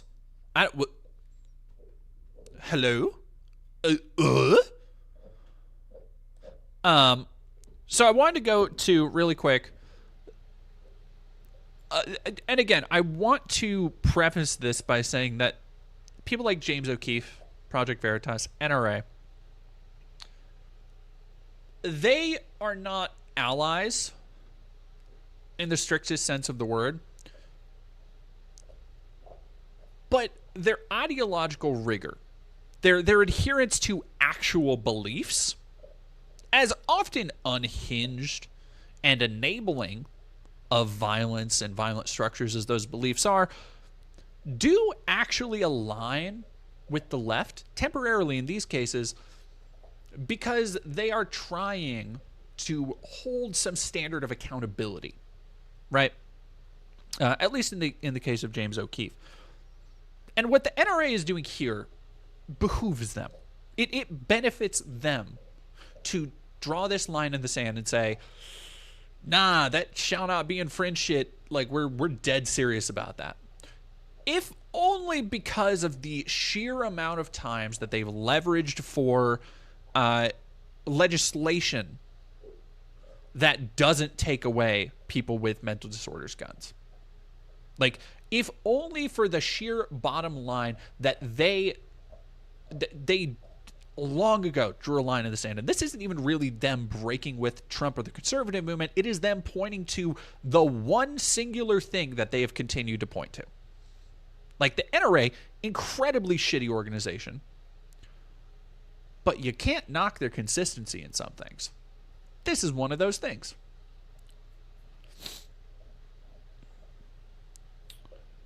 Yeah, the Milford Act. We'll talk about... let me actually go to...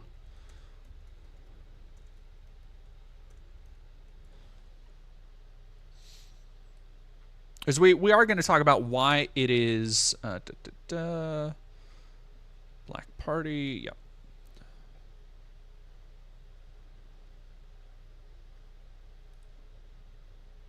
Yeah. We'll talk about that in a minute when we go into why this shit is actually important. Why it is important if you are a trans person, if you are an ally, to have a gun. So this is from The Independent. Even the NRA is against Trump team plan to ban trans people from owning guns. News of a potential plan from Trump's administration was met with an avalanche of opposition, including from major Second Amendment groups. The NRA, among the nation's largest and most influential lobbying groups, said the Second Amendment isn't up for debate. Quote, the NRA supports the Second Amendment rights of all law-abiding Americans to purchase, possess, and use firearms. NRA does not and will not support any policy proposals that implement sweeping gun bans that arbitrarily strip law-abiding citizens of their Second Amendment rights without due process, the group said. That's the line. That is, when people want to talk about, well, I'm a classic conservative. I bring this up because we're talking about Matt Walsh next.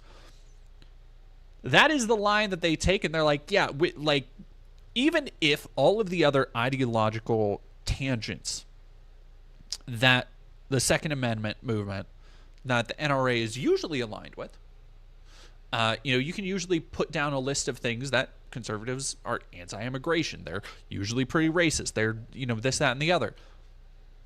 The NRA doesn't care about that shit. They care about the guns.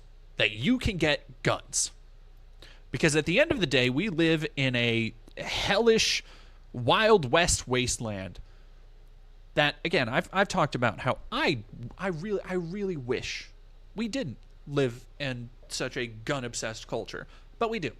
And there are people, additionally, again, like we're going to talk about, who are now openly vilifying entire groups of people. And this is not just a new thing. This has been going on for years now. Under Trump, it has continued to see spikes. And that, that includes Asian people when coronavirus was first hitting.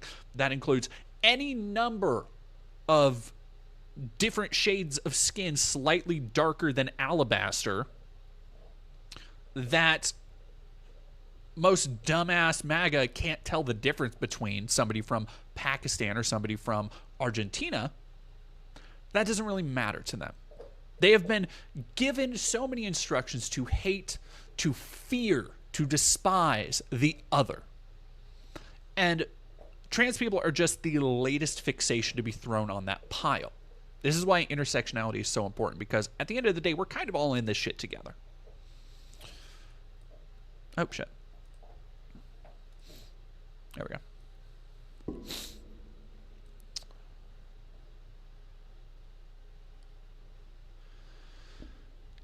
Department of Justice, early stages of developing a proposal.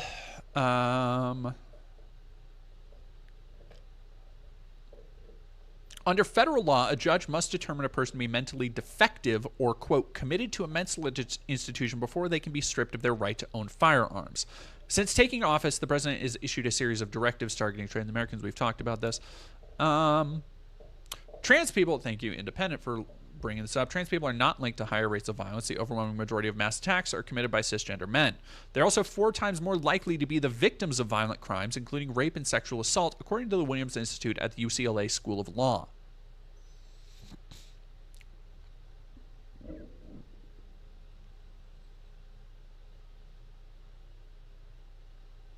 To think every major gun rights org has now spoken against this trans gun ban idea to the extent it was a trial balloon, we all hit it like a clay pigeon. Hope that's enough to get the administration to drop this bad idea and get back to their work defending the Second Amendment, on which they have thus far done an excellent job.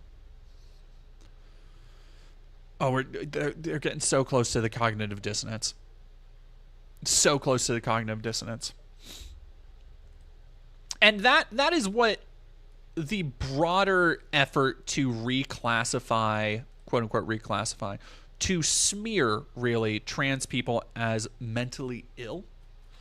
That's why so many people will continue to rail home, be like, oh, they're so defective, they can't handle anything on their own. They just passing around lies. Like, trans people are perfectly competent, contributing members of society. The fact that several thousand members had to be let go of the United States military, where they hold jobs and have for years and years, shows that they don't actually care about service or duty or utility to one's community, or whether or not they're a contributing member of society, when they can paint a target on a group that they know will be mostly undefended.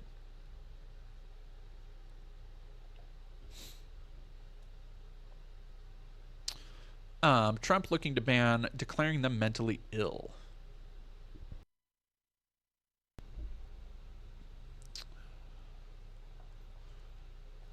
Restricting trans people from firearms is designed, quote, to ensure mentally ill individuals suffering from gender dysphoria are unable to obtain firearms while they are unstable and unwell. The problem with this, so remember what we were just talking about in the previous article, where they mentioned usually a federal judge has to, like, you have to deem somebody unfit. You have to say that they've been institutionalized, that they are unfit for trial, like all sorts of stuff. What they want to do is to not actually ask, oh, is a trans person, are they going through some sort of crisis? Are they having a mental episode? Or maybe we need to re-examine this stuff. All problematic on its own. What instead they want to do is simply say, if you are trans of any stripe, you are mentally deficient.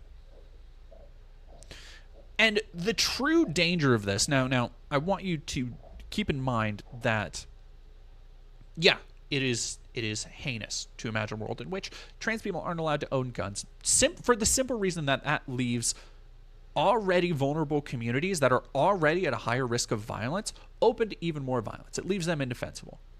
But extrapolate from that.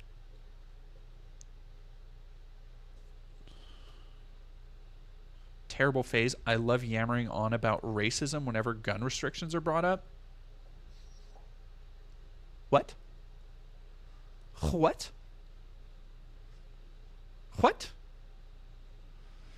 Queer cranium, doesn't matter if I'm a contributing member of society or not, trans individuals are still humans. Yeah, I'm not saying that. I'm saying that, like, them targeting regardless of whatever else they might say, you know, because a lot of people will always couch it in this kind of libertarian view of, well, I don't mind what people do as long as they keep it out of blah, blah, blah.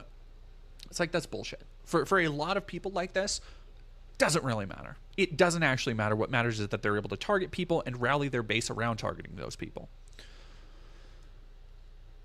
But I want you to consider for a moment, extrapolate out, what does it mean if the government is able to simply look at somebody and label them as mentally defective? What precedent does it set for somebody who is, maybe they're not even trans, maybe they're just, maybe they're just dressing slightly different. Maybe they are dressing more effeminately or more masculinely. Maybe they're a butch lesbian. We've already seen what happens when people are mistaken as trans. Women, lesbians who go into women's restrooms and will get harassed and assaulted by men. People who buy into this propaganda are ready to leap into violence. So what happens when the state apparatus is turned towards that exact same rhetoric? When you can just say, well, this person isn't able to own guns, maybe they should be institutionalized. Well, obviously, and they're mentally unwell, so they don't get a say in it. The dangerous precedents this sets cannot be understated. Because it's not just trans people.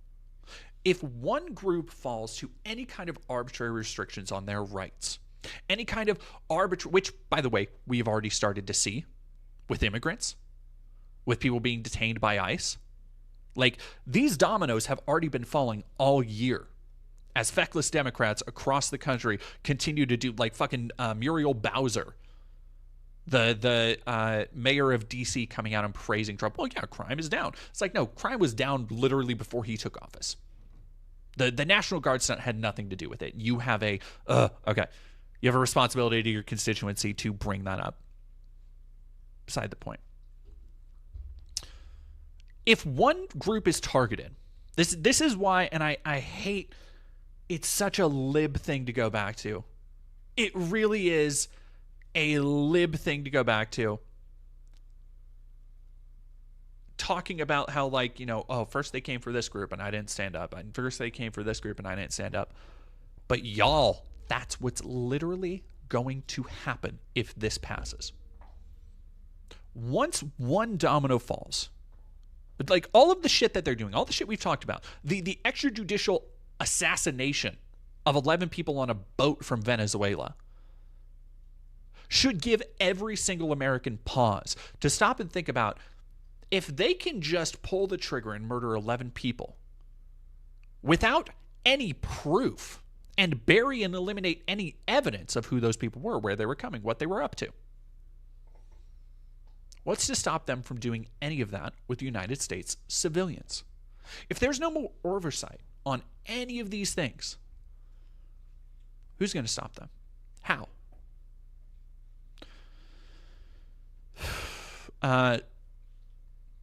Terrible Fuse, sorry, it's just gun restrictions are usually a discriminatory measure, and I have to constantly remind people on brainwash brought by propaganda. Yeah, people being exploded on a boat as long as they claimed, yeah, like, I want you to think about that. What proof do we have that those were Nicaragua drug runners? Nothing. We are going on the word of an administration, first off, the United States government, which, like, I'm doesn't matter who's in charge. I'm not going to take their fucking first word off a press release. But then you extrapolate that. What's to stop them from saying, oh, this one person is mentally ill. This one person is unwell. And suddenly that person is then stripped entirely of any choice in their personhood. Like it's the fucking 1950s again.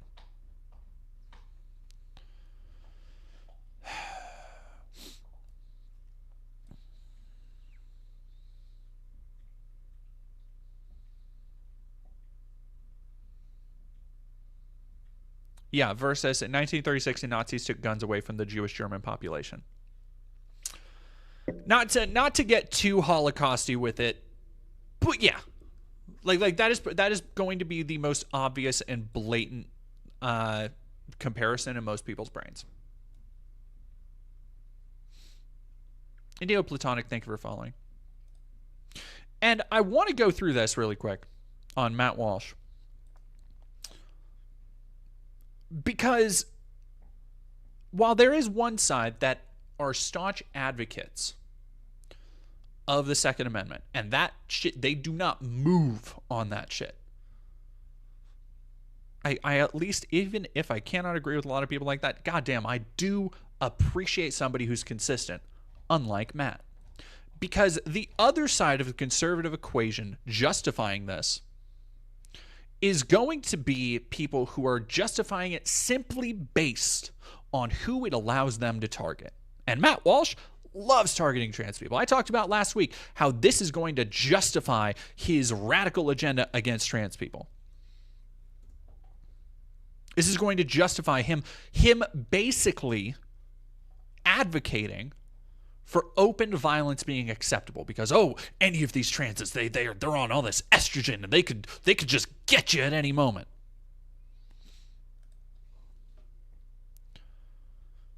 Westside Tyler, what are you doing? What are you doing?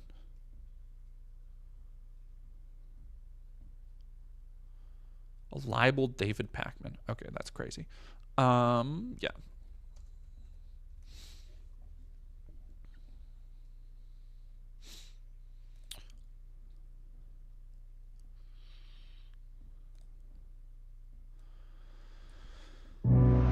My dream has always been. Fuck you. Get the fuck off of here.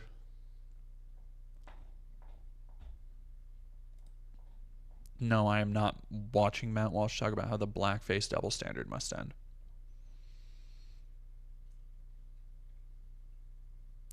The dark truth about birth control.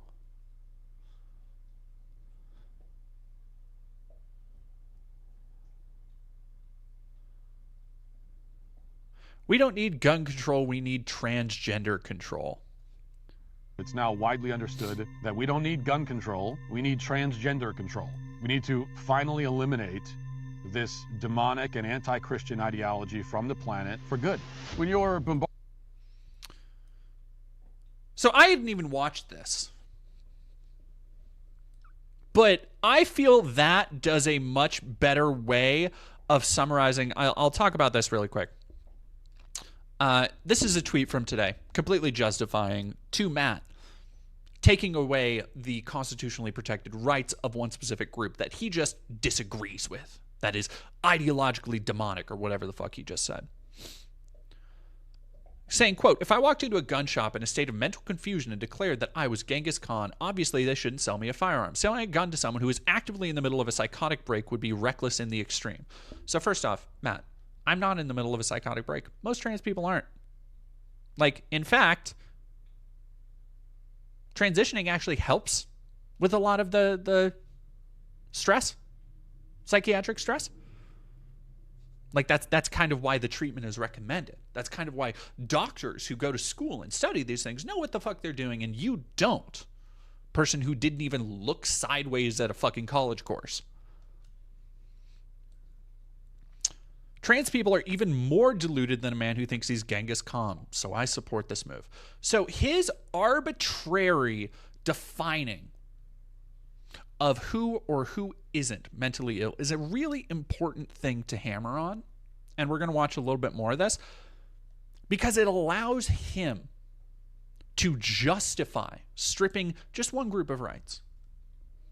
And again, that is, a lot of people talk about the slippery slope being a fallacy. And it is when it comes to certain things. When it comes to, the things that a lot of people talked about is like, well, if we allow gays to marry, then what next? And it's like, well, nothing. That's kind of where it stops. But even if you were to try and apply that logic, that, okay, well, if they take guns away from trans people, where does it end? And even if it were to end at trans people, you are still targeting one at-risk group, a group that is, as we've already seen, disproportionately at risk for more violence, for more sexual assault, sexual harassment. If they go to prison, they're going to be, I don't even want to talk about it because it distresses me so much.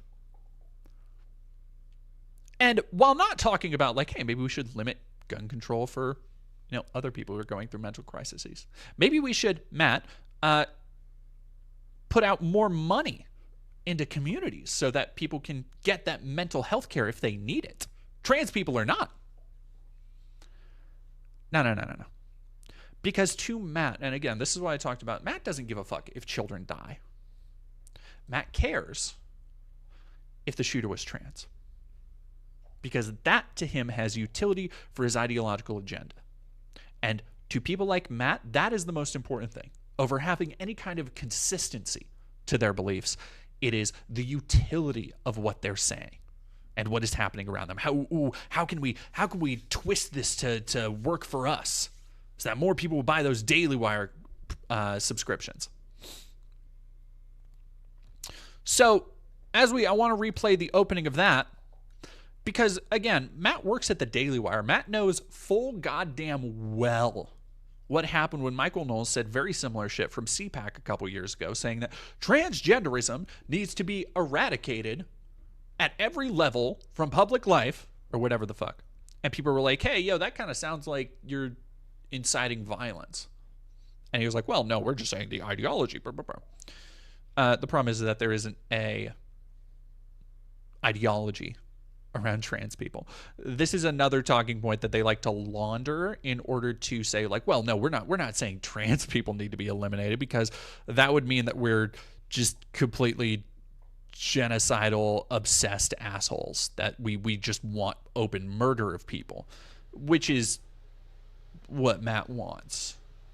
Yeah, you'll never hear Matt Walsh or Chaya Reichik or anybody talk about this person was, they were watching my videos, and gosh, you'll never hear them reflect on how they enable violence, how they enable structures of violence to work around people, because that's their goal. When people call them stochastic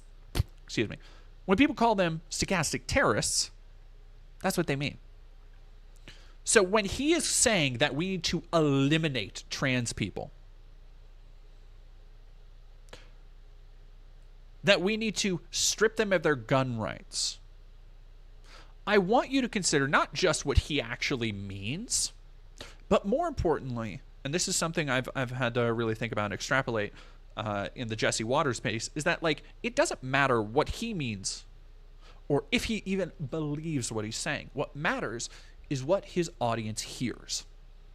And what his audience hears is that being trans means you are inherently dangerous. You are inherently a predator. You are inherently a demon. And that they are morally justified in excising you from society, whatever form that may take. That is what Matt Walsh fucking supports. And it's honestly kind of insane that this video is even still up. It's now widely understood that we don't need gun control, we need transgender control. We need to finally eliminate this demonic and anti-Christian ideology from the planet for good. When you're bombarded with Oh, I love that. This demonic and anti-Christian. Fucking Matt. Adorable, dude. All right, give me 1 second. I will be right back, and then we will continue this.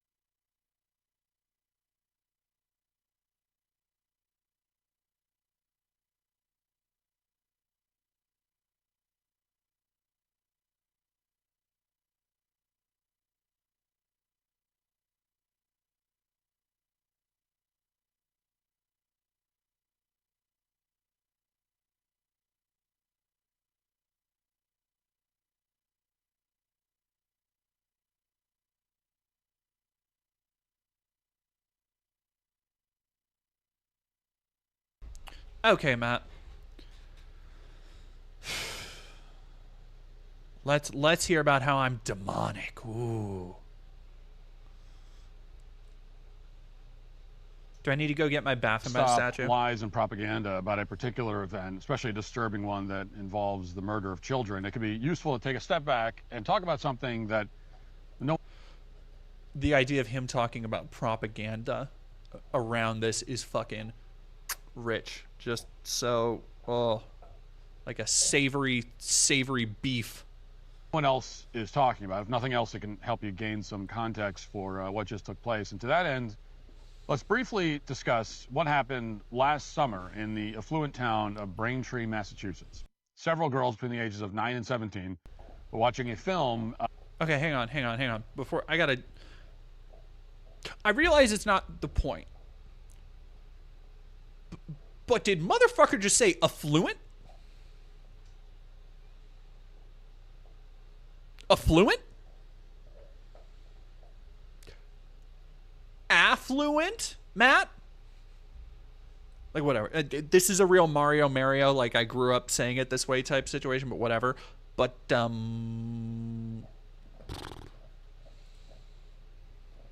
at the AMC movie theater, they were there to see the Ryan Reynolds movie that just came out called If. And that's when, according to police, a man named Jared Revisa ran into the theater and stabbed the girls. And in an interview, one of the girls later told investigators that he, quote, laughed at us. He sounded like the Joker and ran out. But Jared Revisa wasn't done. After that mass stabbing within an hour, he allegedly stabbed 2 employees at McDonald's before.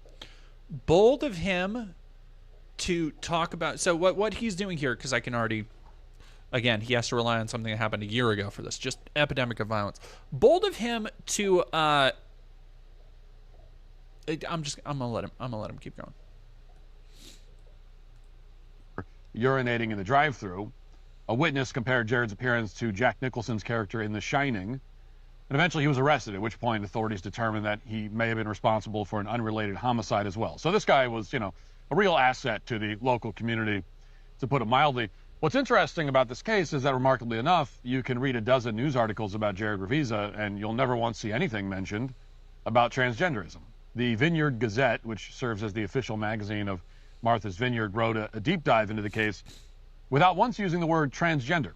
So to give another example, here's a report from the local CBS news station. Watch. The man suspected in a series of terrifying attacks made his first appearance in court today. Jared Revisa is accused of a series of stabbings on Saturday at a movie theater in Braintree and at a McDonald's in Plymouth. WBZ's Louisa Moeller spoke with one of the victims. Yeah, he might just not be trans. We briefly saw Jared Revisa in court with shoulder-length bleach blonde hair in a jumpsuit. The prosecutor asked for him to be held without bail, but the defense said he needs a... Yeah, also, like, what a weird thing to focus on. Bold of him to talk about that. That's what I was going to say earlier. Bold of him to talk about how other people use this as propaganda, and then he is using this thing that nobody else really cared that the person was trans. They were more concerned with the actual crime. And he is using the death, assault, harassment of these people as just fodder for his weird little ideological machine. Competency evaluation, so he will stay here until he's seen by a doctor. You can see him in the video here, the 26-year-old from Chilmar. Okay, look, chat. Walk with me for a moment.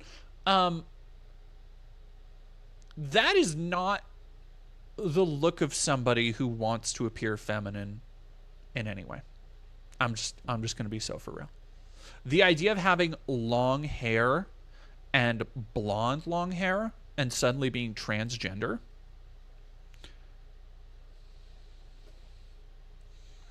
Let's see, Braintree.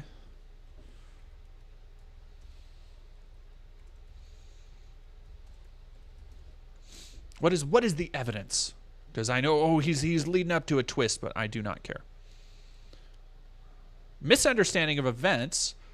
Oh, weird. Jared Revisa. No indication of transgender-related motive or connection.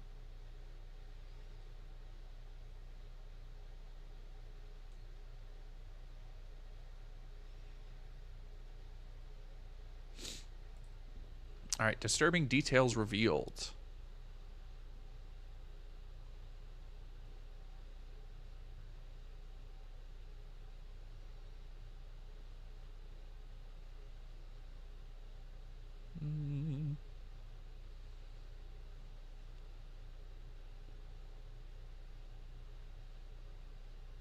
That's why. That's why.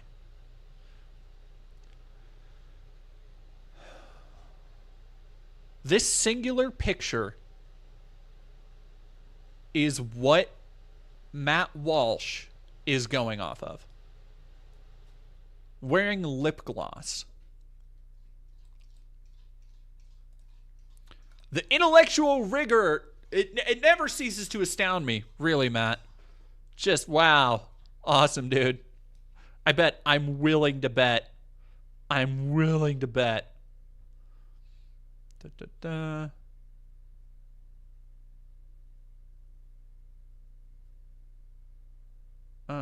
Previous arrested.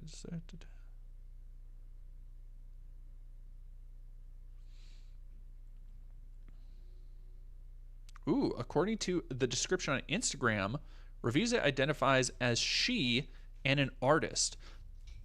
Then why the fuck aren't the stories updating to say that? Like, there's something deeply wrong here when you have one picture and no other proof. It's not even drag. He could just be gay. He could just be queer. He could just be wearing glitter. Yeah, that also does sound more like a drag queen than a actual trans person, but whatever. That, like, hey, you cannot draw that delineation because they do not understand the difference. It could be lip balm. I have lip balm that creates like a similar effect. They just need to stack up incident names from cities so they can list off events of trans people doing homicides because they think of that as a gotcha 100. Thank you for the 100 bits. Yeah, also, like, again, you realize he had to reach, when was this? This was last year? May, over a year ago. May of last year. That's where he's reaching, but okay. Martha's Vineyard is accused of stabbing 6 people Saturday. Prosecutors say he pulled up to the Plymouth rest stop, got out of his Porsche, publicly urinated, then stabbed a man at the McDonald's drive-thru. After that, he's accused of going inside and behind the McDonald's counter and stabbing another employee. Later, police say he slashed 4 girls at an AMC theater in Braintree. And just a short time ago, he was formally named as a suspect in a homicide in Deep River, Connecticut. Police there said he threw a shovel through a window of a home there. And when police arrived, they found the body of a 70-year-old man. Jesus. So there's no curiosity about what motive this man might have to go on a stabbing spree in which he butchered children and killed someone. They don't explain why he looks the way he does. They don't talk about his social. Well, first up, they do talk about his social media.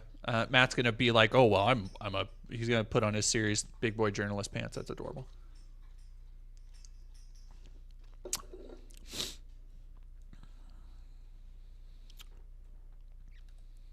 Media posts where he's dressed like a woman. As best I can tell, a grand total of 1 local news outlet, just one, reported that Jared Revisa was, quote, a transgender person who identifies as a woman.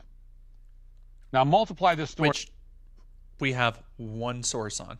We have one source on. Show the other stuff, Matt. Show the other stuff, Matt. Yeah, like Massachusetts, if they were really trans, or if there was evidence that this was their identity, most journalistic outlets would be talking about it. Like, the idea. All right, let me. Haha.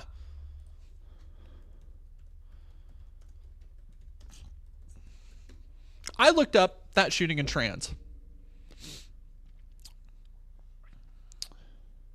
Did trans identity fuel anti-Christian hate? Considers gun ban for transgenders. What we know about the shooting suspect. Transgender community faces backlash. You'll notice that when it's actually somebody who was verified trans, even though they were detrans, they don't have a problem really mentioning it or putting it in the article. Now, Matt, again, doesn't really have any kind of academic study, any kind of understanding of investigative journalism. No, he is trying to get a sense for the massive blind spot that exists in this country concerning violence that's committed by the so-called transgender population. They're simply... Now, is Matt going to talk about the violence committed by white men? He's going to talk about, we talked about this a little while ago, how nobody really cared when some of the mass shootings that were committed a couple weeks ago were like entire families killing themselves. Well, killing themselves. A man killing his whole family. Family man, just like Matt. You would think that would be a slightly more concerning to him, but kind of seems like not. No good way to track it, and no one's even trying. The federal government doesn't maintain any kind of database that lists crimes by trans-identifying individuals. They probably should have that database. We obviously need one, but one doesn't exist at the moment. Media outlets are terrified of stigmatizing the quote-unquote trans community, and so for all practical purposes, we only ever hear about a violent crime committed by a trans-identifying individual if there's a mass casualty event in which many people are either murdered or seriously injured. And then it becomes much harder to cover up, which means that in those cases, that's the only time we'll actually hear about the transgender connection, even though in those cases also, of course, the media doesn't want to talk about it. You'll and notice, yet, even with that caveat in mind, I love Matt because he so plainly reveals how little any proof is needed for these narratives. You'll notice when I make videos like this, for example, where I'm talking about, here's this news article, I am able to then go and be like, hey, this is where this happened. Or, hey, look at this article showing what I'm talking about. You notice Matt doesn't really do that at all. Ever. Gosh, I wonder why. I wonder why, Matt. I wonder why. It's not hard to see that the trans population is quite prolific when it comes to antisocial and violent and often deadly behavior. And prolific. Again, he's talking about if you include I'll give you the Benny of the doubt, Matt. If you include the incident you're talking about 3 incidents of trans-related violence in the last 2 years. As opposed to, like we were talking about earlier, 5,700 that didn't involve trans people.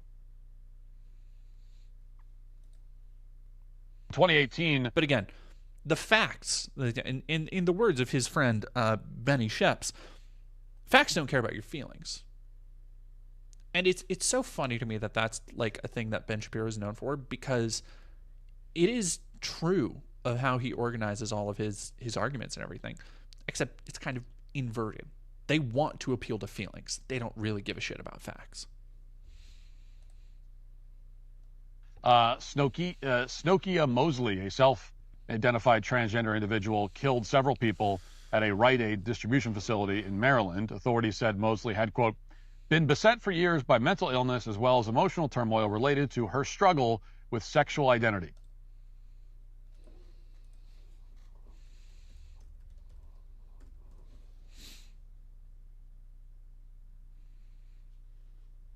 Snokia. So he has to go back even further to 2018 for this one. Yeah, wow. See, if you were to talk about, and these incidents, it should be noted that, yeah, these incidents are tragic. When people, again, Matt, if you actually gave a fuck about preventing violence, you would have more funds. You would be advocating for more mental health care being more freely available for people. But you don't actually give a fuck about that. Instead, you have to patch together this banner of bullshit from disparate events that are years and years apart. But you're presenting it to your audience as though, oh, this happened last week. Oh, then this happened. Then this happened. Crazy. Did he even say, I'll go back a little bit. I want to see, did he say when this happened? Snokia, even though in those cases also, of course, I guess he did say 2018. Doesn't want to talk about it. And yet, even with that caveat in mind, it's not hard to see that the trans population is quite prolific when it comes to antisocial and violent and often deadly behavior. In 2018, there we go. Snokia Mosley, a self-identified transgender individual, killed. I guess I did not. I guess I didn't catch that. That's my bad. He did say that. That's kind of a dumb thing to label, but go for it, dude. Several people at a Rite Aid distribution facility in Maryland. Authorities said Mosley had, quote, been beset for years by mental illness as well as emotional turmoil related to her struggle painting with sexual targets identity. Trans masks now. Cool. In 2019, a self-identified transgender boy named Alec McKinney masterminded a school shooting that left one student dead and several more injured. McKinney said that she wanted to kill her classmates because they didn't respect her gender identity. In 2022, Anderson Lee Aldrich shot up a nightclub, killing 5 people and injuring 26. The Club Q shooting, not a non-binary kid. He's going to say they're non-binary. Not a lie. Yeah, straight up. Let me look that up real quick so I have that ready to go.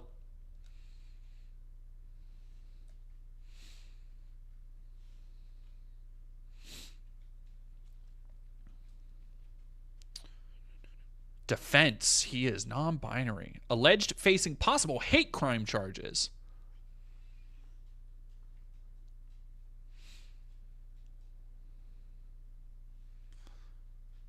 Pled guilty to 74 federal charges. Yeah, the defense for being non-binary is thrown out. 50 federal hate crimes. Shooting occurred on the eve of Trans Day of Remembrance. Notice how he's not fucking talking about all this shit.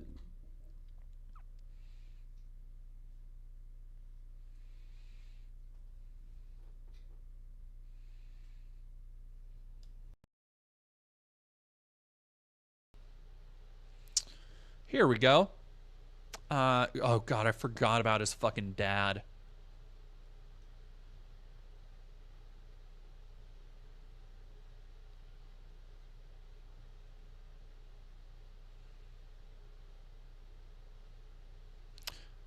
Target of online bullying that involved homophobic taunts while in middle school.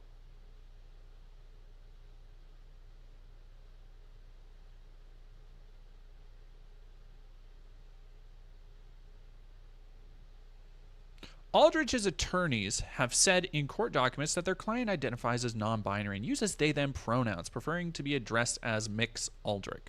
Neighbors allege Aldrich to have made hateful comments towards the LGBTQ community, including frequent usage of homophobic slurs. Aldrich never mentioned being non-binary prior to the shooting and was referred to with masculine pronouns by family members. Police testified they found rainbow-colored shooting targets in Aldrich's home. Experts in online extremism have voiced the possibility that his proclaimed self-identification could be disingenuous. You think?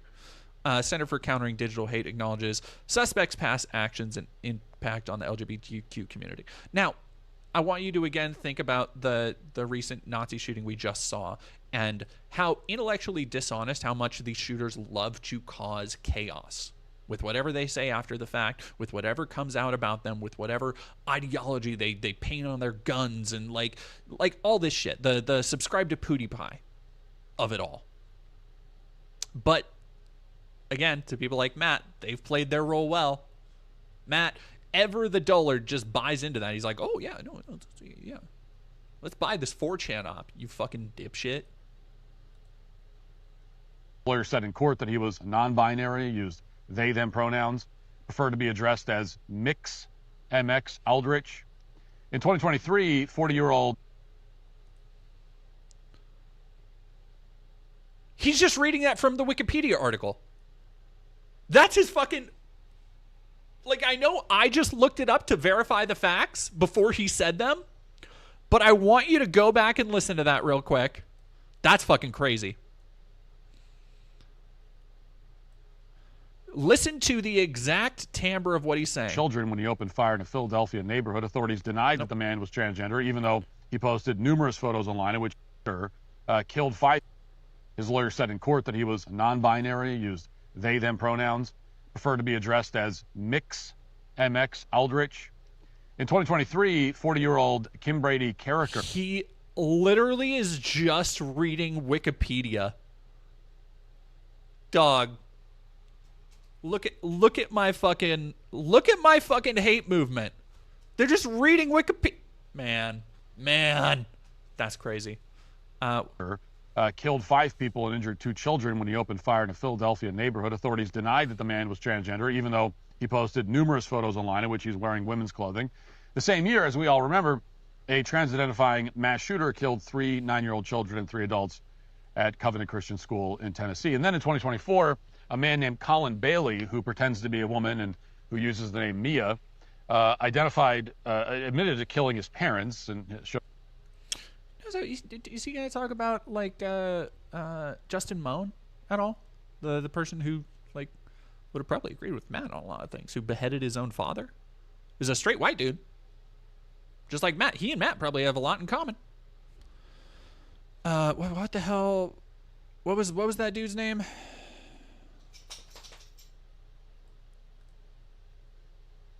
Uses the name Mia, identified a trans-identifying mass shooter killed 3 9-year-old children and 3 adults at Covenant Christian School in Tennessee. And then in 2024, a man named Colin Bailey, who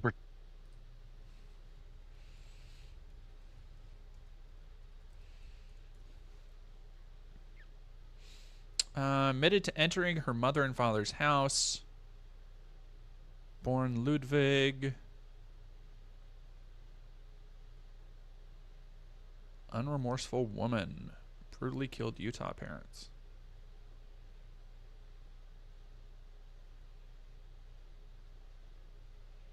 Yeah, no, Matt, you nailed it. That's a dude. That's sure. Fucking moron. Goes by Mia, was arrested. I love how he's like, yeah, there are pictures of is that a never mind. Strained relationship with multiple other family members.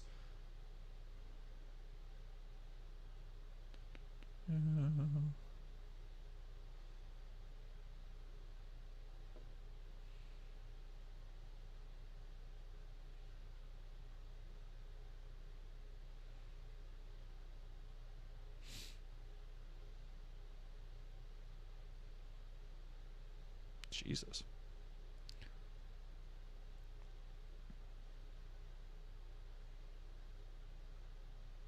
That fucking sucks. Yeah, never let a crisis go to waste. Oh, Yenzo. Yeah, we talked about that. That was January of last year? February of last year? That was last year. Yeah, the Justin Moan thing was fucking crazy.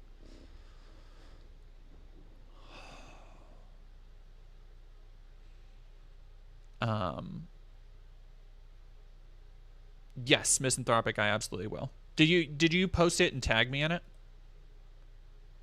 Tends to be a woman and who uses the name thank you, Mia, awesome Stella. Admitted to killing his parents and showed no remorse for that whatsoever. All of these stories made the news to varying degrees because they were too high profile, too dramatic, too horrifying to ignore.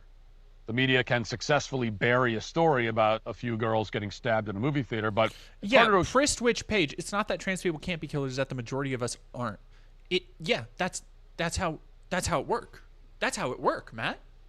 Like, even if you were to be like, okay, so he has listed what 5, 6 people, 2018 to 2025, in a span of a little less than a decade, 7 or 8 years. You're saying this many people justify stripping an entire group of their rights, then you don't actually believe in rights for any group if you disagree with, just arbitrarily disagree with it, Matt. You don't actually believe in the Second Amendment. You believe that having guns is good if it allows you to kill the people that you think need to be killed, Matt. Explain away a large number of fatalities. And this is why when you're looking at crime rates generally, as we've talked about before, it's best to look at homicides rather than, say, car thefts or assaults, because they can monkey with the stats when it comes to car theft, assault, that sort of thing, pretend that those numbers are going down when they really aren't. It's more difficult for authorities to hide bodies than to hide evidence of other crimes. And that's why this graph, which was posted yesterday by one of the big data accounts on X, is worth taking a look at. As you can see, it shows mass shooting. One of the big data accounts on X. That's your source, dude? That's your source. Mass shootings by demographic in the last 10 years. Trans/non-binary, biological male. Okay. Yeah, dude. White men make a... What the fuck is this graph? White men make up 0.17 of mass shootings.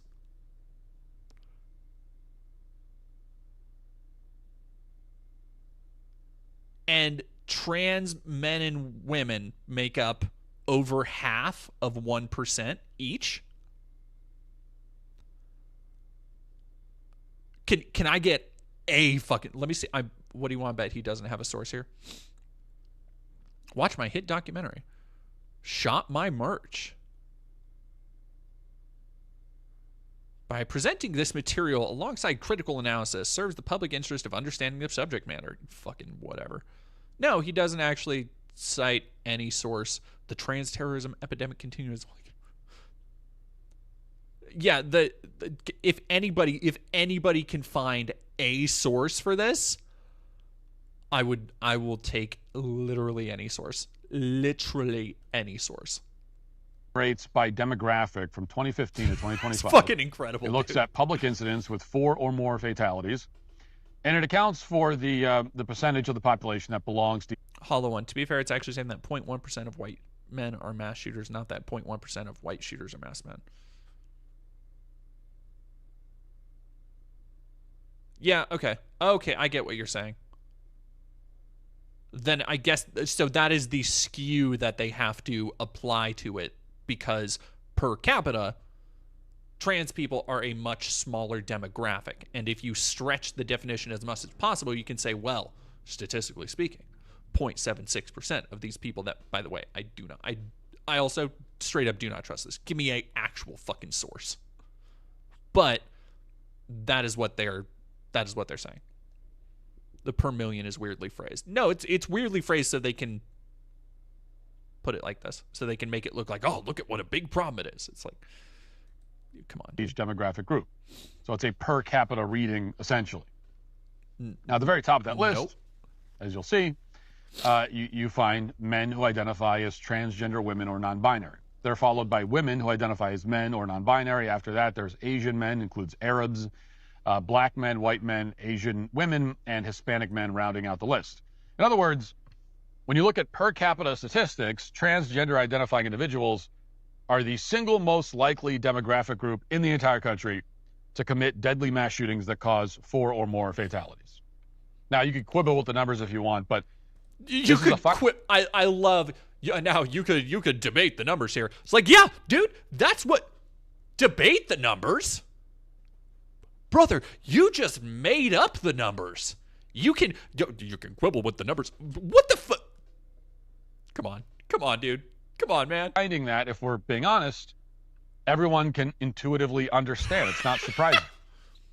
It's not exactly a great shock that men with delusions who are given unnatural cross-sex hormones and other life-altering drugs and mind-altering drugs instead of treatments. That is the treatment, dude. Instead of treatment, he probably thinks treatment should be electroshock therapy. That's so fucking adorable. The idea that estrogen and testosterone blockers make you somehow more likely to do violence, to have outbursts of rage and murderous intent. What? Dude, Matt, I understand you don't know how things like science and medicine work very clearly. But you can just, Google is free. Google's free. You can just look it up. I know you know how to use Google because you're reading fucking all of your news and sources from Wikipedia. You just look it up. Cross-sex. Yeah, roid rage with estrogen is fucking wild. Or their delusional mindset will be prone to violence. Affirmation does not help at all. As the ACLU's own attorney admitted to the Supreme Court this year, there's no evidence that coddling these people somehow reduces suicide rates. On the other hand, there's a lot of evidence. Again, show a fucking source, show a fucking quote. You're just putting words in the ACLU's mouth, dude. That when you affirm somebody's deranged fantasies, you empower psychopaths to act on those same fantasies. And more to the point, when you tell someone that their fantasy is true and that it's an inextricable part of their identity, and that anyone who denies their fantasy is therefore a threat to them, is guilty of even a trans genocide, and so on, you are giving them all the excuse they need to go and commit violence against the people who pose. Incredible that he is literally doing the thing that he is trying to, like, he's trying to Uno reverse card targeting a minority group. That's kind of incredible. I'm not gonna lie. It's very blatant. It's very stupid. But the idea of being like, nuh-uh, you're actually targeting everybody else. It's trans people who are doing the targeting. It's this incredibly small minority group that within the small minority group has an even smaller minority group that have done anything violent. And targeting them is actually the morally responsible thing to do, because otherwise they're going to target everybody else. This quote-unquote threat. That's exactly what took place yesterday at Annunciation Catholic School. The shooter, who killed 2 children ages 8 and 10 and injured more than a dozen others, was not tormented by his parents because of his alleged gender identity. There was no lack of affirmation going on. In fact, he wasn't told the truth, which is that he's literally a man. Instead, Nazi, he was affirmed every step of the moron. way. His family members pretended that he was a woman. His mother signed off on his name change in court when he was a minor for the explicit purpose of helping him identify as a woman. That took place in 2019. According to the court documents, the shooter, quote, identifies as a female and wants her name to reflect that identification. And on top of that, his uncle was reportedly a lawmaker who claimed the LGBTQ community was under attack and that people's identities are no one's business. His uncle also made... Yeah, dude. It's again, it's so funny how he's so bad at this, but it doesn't matter to the people sucking up this propaganda through his little slop straw, that he is able to start a video being like, yeah, we need to eliminate these people entirely from society, and then later he's able to be like, can you fucking believe this family member of a trans person says the LGBTQ community is under attack? These fucking morons. Come on, dude. Maintain that Lincoln would have supported transgender children in an op-ed that was published a couple of years ago. But in the end, none of this affirmation solved the shooter's underlying problem, which is that he was a deeply evil and severely mentally disturbed individual, a delusional and hateful person.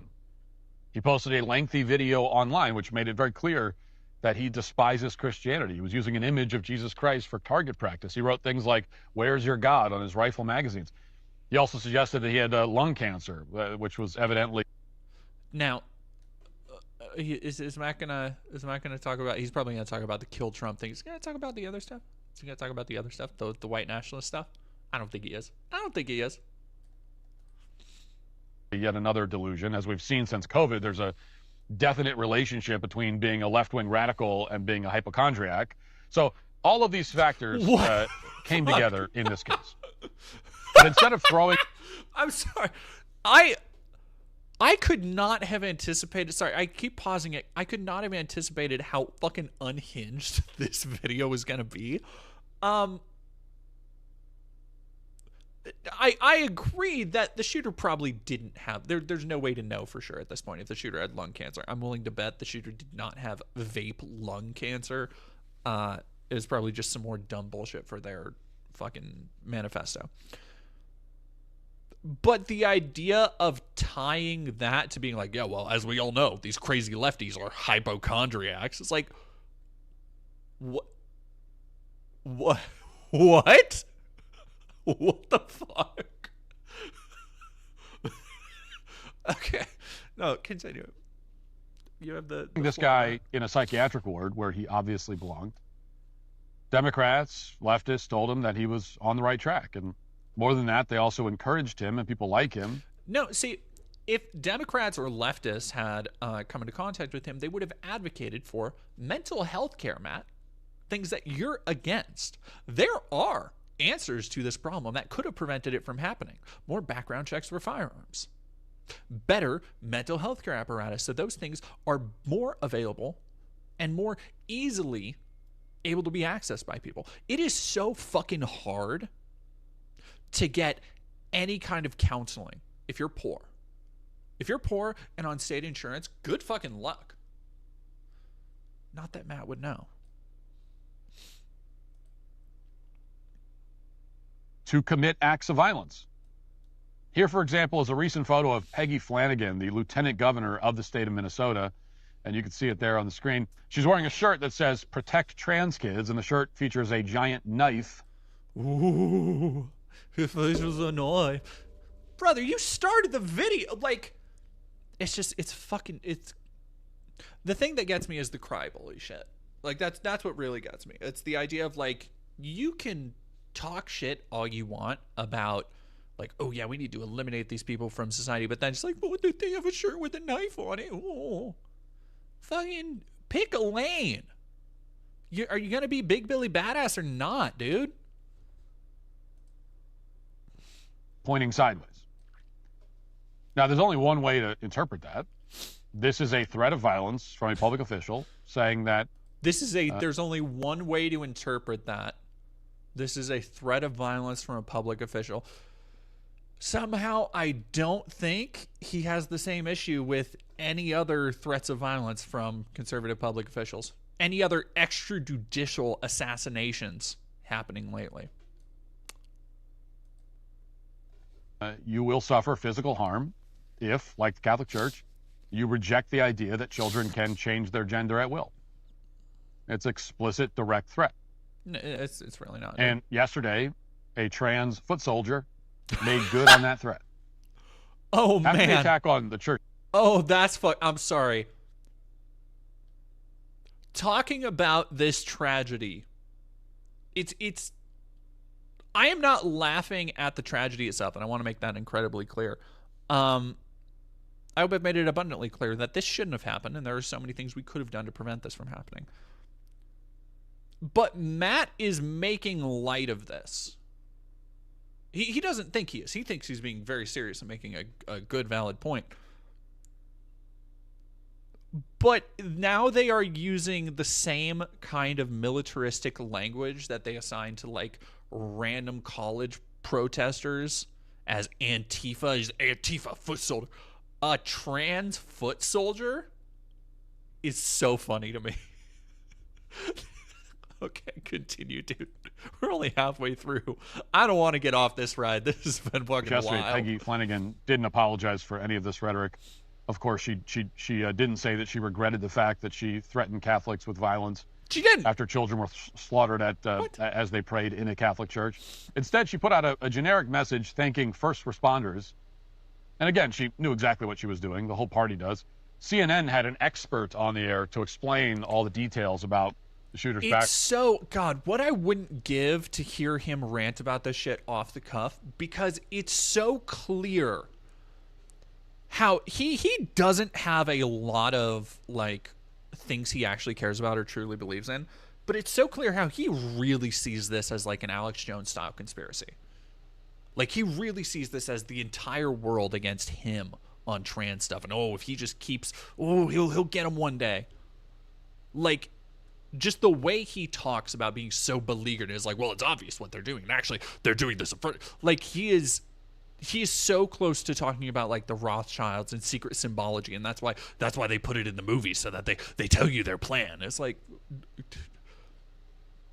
I don't think he knows how fucking crazy he actually sounds. Like, he thinks this is legitimately good. Yeah, Zetetic. Israel has slaughtered Palestinian Christians while they prayed on more than one occasion, and Walsh fully supports that. I honestly don't think Walsh cares, like, about the Israel genocide. The Israel-backed genocide. Israel-perpetrated genocide, I should say. I need to apparently walk on eggshells around this topic, because Bad Empanada. I meant to come back to it earlier, but Bad Empanada says that what did he call me? He called me a right-wing Zionist imperialist. Yeah, which was pretty. Whatever, dude. He kept trying to goad me in DMs too. Like, I don't know. It doesn't matter. It's all on Twitter if anybody cares to go look at it. But oh yeah, no, Misanthropic. I haven't forgotten. I will. We just have a little bit more for this because I want to make a stream highlight out of it. And yeah, there was a point at which Bad Empanada, and I think that's why he hasn't like leaked the DMs, because I was just like, whatever, dude. Like all of my responses were like just he was like, what do you think of your fans doing this, and like, oh, how do you know this, and like he was fucking trying to like put the screws to me, like only playing bad cop and good cop, bad cop. And I think I literally told him just like, okay, dude, have fun, be easy, bestie, like go for it. Man, yeah, that dude is not in a good way. Not in a good way. Yeah, a genuine specimen. Like a legitimate specimen. Bad Empanada gives me bad vibes. Dude said unions are bad and that, oh, you should, yeah, go. I think he is. I think for a lot of people, I'm like, how the fuck does this dude have fans? And I'm like, no, because there are misanthropic people out there who just believe that being as incendiary and forceful and rude as possible is good advocation for what they believe. Whether or not they believe it wholeheartedly or not, it isn't helpful to any actual movement. But they don't care, because it allows them to like abscond to a position of moral superiority where they can lord over everybody how much above it they all are. And it's just, come on, dude. Background, and see if you can spot what detail he left out. Watch. CNN's John Miller has some brand new reporting on this. John, tell us what you're learning. Well, we've been looking into the shooter who law enforcement sources. Oh, damn, you know what? Bad Empanada. The word empanada, I just remembered on stream when I was in LA when I took a break from one of the things and I went and got 2 empanadas from like a local market. Oh, those fucking hit. I'm just sorry, I'm starving. Partner and I need to go get food after this. Again, if y'all want to help me get food for my Pookie and I and not have to overdraft, feel free to hit up that Ko-Fi link and send a couple bucks, all right, because we're probably going to be eating something cheap. Yeah, anyway.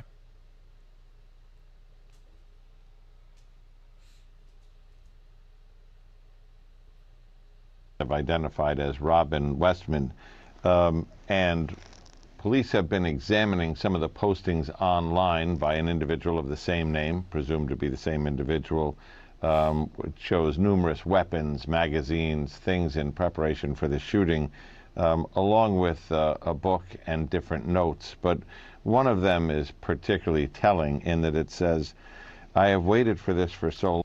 Does Matt Walsh know about me? Sure does. Sure does.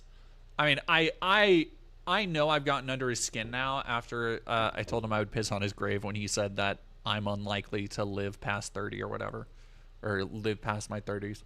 Because I told him off at one point, and I've gotten him a couple times where he'll retweet me to dunk on me, and then I'll change my username to like Matt Walsh Defends Pedophiles. We have a back and forth. We have a thing. It's okay. But no, he knows who I am. I wouldn't be surprised if he's watched my video. He would never agree to it though. I think Matt, I think I am the closest Matt has to like a knowledge fight equivalent, where he's just not gonna do his best to ignore me. But I think he is so reactionary that sometimes he can't resist a Twitter dunk, and that's always good for me. That's always good for me. Long. I am not well. I am not right. I am a sad person, haunted by these thoughts. No, and every time, consistently, every time Matt Walsh retweets me, 2 things happen. 1, my subs go up. My followers on Twitter, because I don't have Twitter Blue or anything. That's all organic, baby. People follow my posts for the love of the game. But the other thing that happens is inexplicably, my OnlyFans go up. Like I see a little bump. And I don't even chill it that much, so people have to go looking. It's Much to think about. Much to think about, Matt. Go away. I know this is wrong. And he goes on to describe that the action he is going to take and this shit is against just this world before taking That's all his this own is. life. This is exploitative of actual is not uncommon tragedy. in these incidents, these active shooter scenarios, where you see someone who reports to be in pain, in trauma, and that they write all of this out and leave it behind with the foreknowledge that what they're about to do is going to end their own life as well, while taking these strangers, these innocent people, with them in the process. But investigators are going back through this material and a lot of other material trying. See, again, he is trying to make it sound. Sorry, my cat just made a noise. He's trying to make it sound as though there's like this conspiracy. He's like, now notice what they didn't talk about here. And it's like, this is a break. It literally says on the screen, breaking news. This is a developing tragedy that a newscaster has to announce. I don't think the first thing in their brain is painting a target on the back of a marginalized community. You fucking idiot. Like it's not. He wants to make it seem like it's a conspiracy, but it's not. What we know is just in fact journalistic the shooter, professionalism. That his motive was he was in pain. Like, but I understand. What we don't see you here, don't have that, Matt. and there's more to go through. People at the actual what networks. What was the shooter, Robin Westman, in pain about specifically? That is CNN's chief law enforcement and intelligence analyst. And he really did a deep dive there, didn't he? As the story was breaking, what is your fucking deal, dude? The one thing that would explain his mental state and his motive. Even though everybody online had already figured it out, this chief intelligence analyst was flummoxed. No, literally, his first thing after because again, Matt has no compunction about just saying shit. Like he totally repeated the bullshit narrative that the Club Q shooter was non-binary. Like he doesn't care about jumping to conclusions. He's talked about how he never is gonna issue a correction. He's never gonna be canceled because he doesn't bow to the mob or whatever. It's just like he doesn't believe in accountability.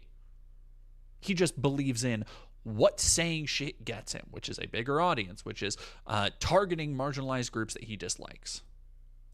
All right, I'm getting tired of Matt. It's all incredibly fake and phony. You wonder how they say any of this with a straight face. This is the kind of unwatchable coverage that CNN produced all day. Another CNN expert actually went out of her. All right, let's go. There. Now, there was also a police official who said something similar to this. Who's to say whether the shooter was motivated by anti-Catholic or anti-Christian animus? Yeah, because they don't know, you fucking... The Annunciation Church in Minneapolis. Now, the only reason to say something like that without clarifying that the shooter said F Donald Trump is to imply, obviously, that the shooter might have supported Trump. No. It's because, dude, you need evidence, especially when it's another just completely internet brain-fried mass shooter who is in one side saying Nazi shit, on the other side saying apparently progressive shit. And nobody fucking knows what to make of it because all of these boomers, just like you, Matt, online are completely confounded. Like you can't grasp the idea that they don't actually have an ideology outside of chaos, accelerationism, and causing mass pain and suffering, and then leaving people wondering what was happening in their wake. Like it's so much simpler than you want to make it seem, but you need that covering, Matt, to advance your agenda. Jesus, dude. It's every bit as malicious and unconscionable as it looks. Even when a trans-identifying lunatic commits one of the most heinous acts imaginable, they go right to work trying to find clever new ways to lie about it. The effeminate mayor of Minneapolis, for his part, set the standard here. He held a press conference in which he declared that Okay, you can't be talking that way, white baby. Matt, I've seen you wear skinny jeans on the reg and drink Starbucks cappuccinos. Like you're not exactly a pillar of masculinity. Don't let your own line of flannel that you sell from your fucking drop shipping store on the Daily Wire fool you into thinking you're some kind of a lumberjack man's man. Trans people are really the real victims of the mass shooting. It was reminiscent of the Biden administration's press conference after the Covenant massacre, where they said that they would defend transgenderism. Yeah, just get to your shameless fucking thing. Piece of garbage. I mean, at this point, you're tempted to root for the inbred Somali who's running for Jacob Fry's seat. Jesus At least his Christ, election will dude. accelerate the downfall of Minneapolis, and then sane people can move in, take control, and rebuild whatever's left. Fucking Christ, man. Just calling a Somali man inbred. And people will still be like, well, he's not racist. Are you fucking kidding me, dude? His primary targets, by the way, are if it's not a trans person, it's a black person. Like, if y'all don't know how Matt is moving, if he's calling somebody an animal, if he's dehumanizing somebody, it's a black person or a trans person. That's just what he does. The level of shamelessness that's required to go out there as Catholics lay dead and dying to defend the ideology of the shooter, it's actually hard to comprehend. But for Jacob Fry, it was effortless. Came naturally. Now, what Fry should have said, if he had any interest in protecting children and doing his job, what everyone should be saying and acknowledging at this point is that every single trans person is, by definition, mentally unwell. And this was recognized by everyone and by the entire psychiatric community up until very, very recently.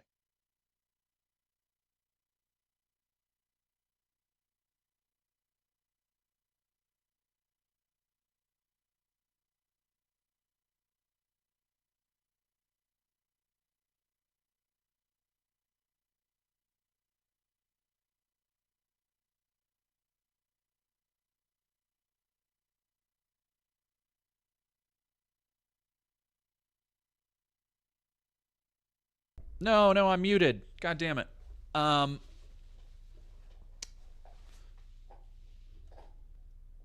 As we all know, Matt, science doesn't advance at all. Nothing ever changes. Scientists come to one conclusion and then just rely on that forever. Which is why we still use leeches for bloodletting and why we still do trepanning. So, there's nothing. Yeah, just keep going with the old hits, dude. Because any man who thinks he's a woman or woman who thinks she's a man is, again, by definition, delusional to a potentially dangerous degree. Without exception, these are mentally sick people, and doctors should be legally barred from affirming their mental illness in any way, adult or... So now you'll see we've reached the end point of Matt Walsh's war on all this stuff. And it is because he does not, A, understand it, but B, he thinks it's demonic for some reason that he hasn't ever clearly defined. But now he is inculcating and growing and gestating in his audience the idea that nobody is actually trans. There is no such thing as a valid trans person.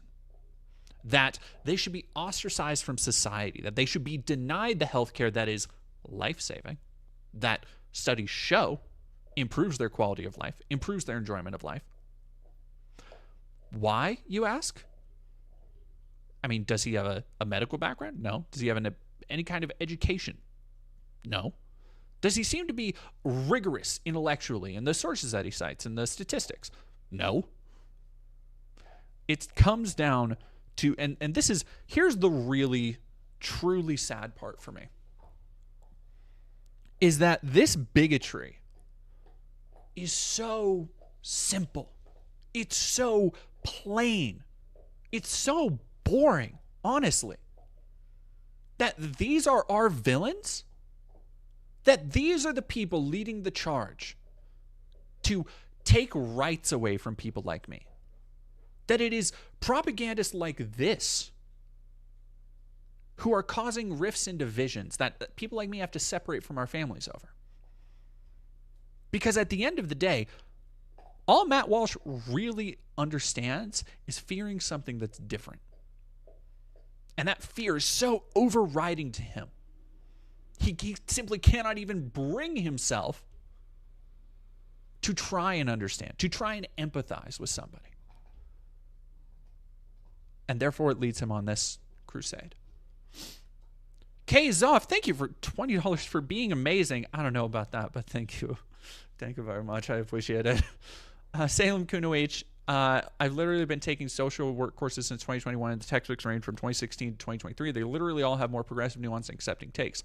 These are from medical journals, textbooks, and psychiatric and NASW guidelines based on science and understanding, and this shithead wants to pretend it was just a political switch flip. Yeah.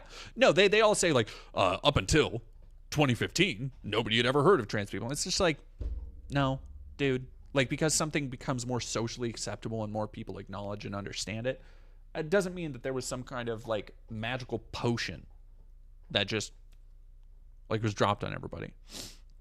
$20. Thank you, Franch. Or $2 from Franch. His beard makes him look like a drag king.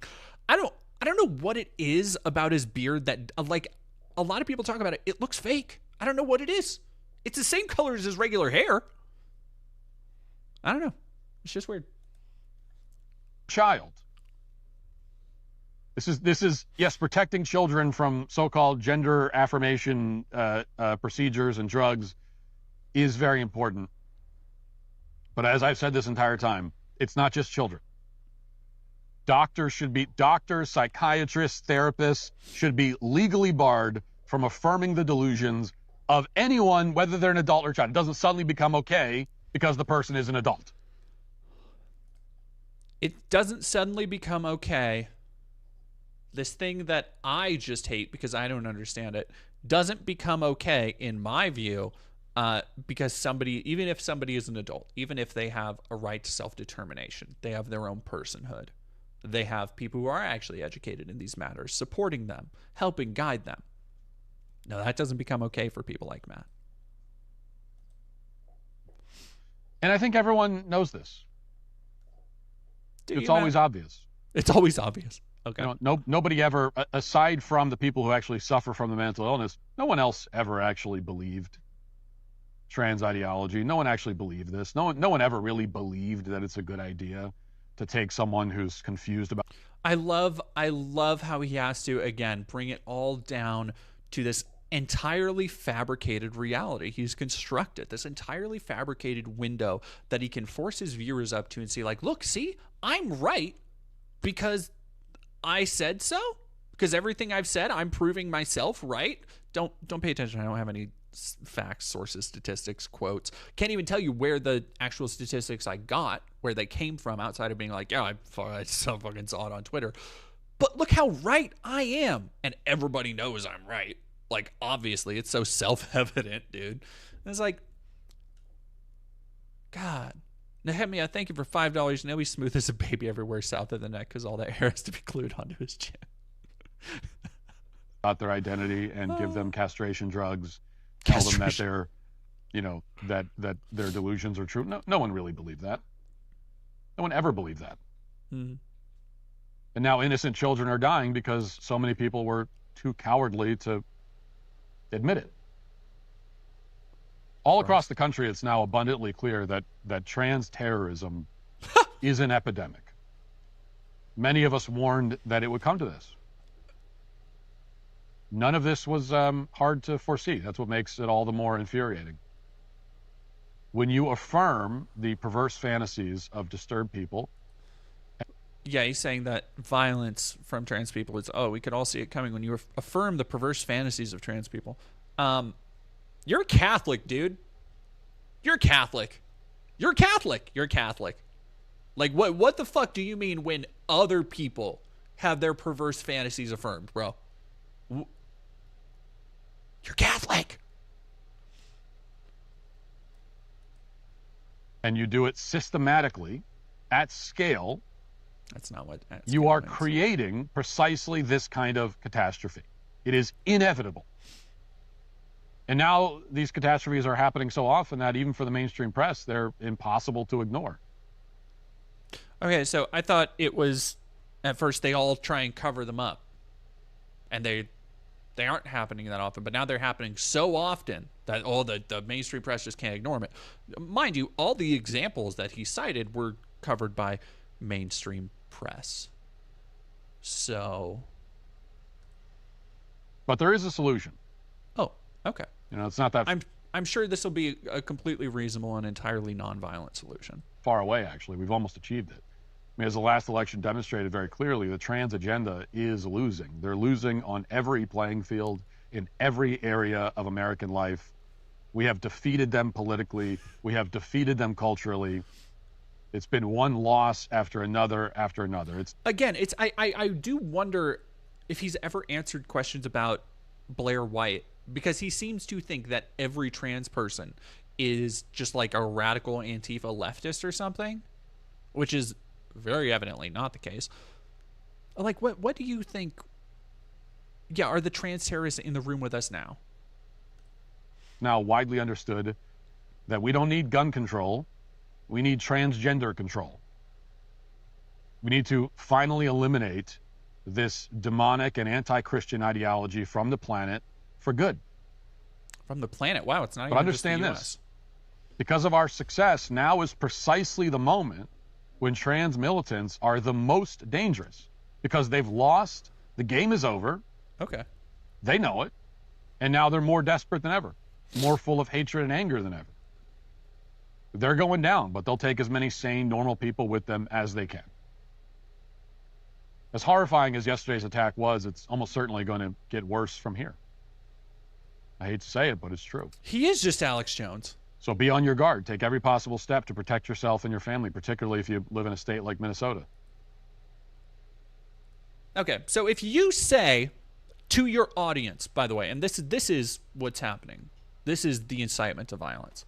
If you tell your audience that there's an entire group of people out there and they are inherently violent because they're so just roided up on estrogen, that you and your family need to take every precaution against them, that this plague, this anti-Christian demonic plague, needs to be rended from the earth, you are giving tacit approval for violence against queer and trans people. That's what he's doing here. That's what all of this has led to. All of this bullshit, all of this bigotry, all of this ideology. And it's for that reason, I wanted to get to the end, I wish he would have gotten to this fucking point earlier, that I want to talk a little bit about some history here. And, oh my goodness, we have a guest. We have a special guest here. Hey, baby, come here. Don't you say hi? Hey, baby. Hey, Pookie. Hey, Pookie. Hello, Kevin.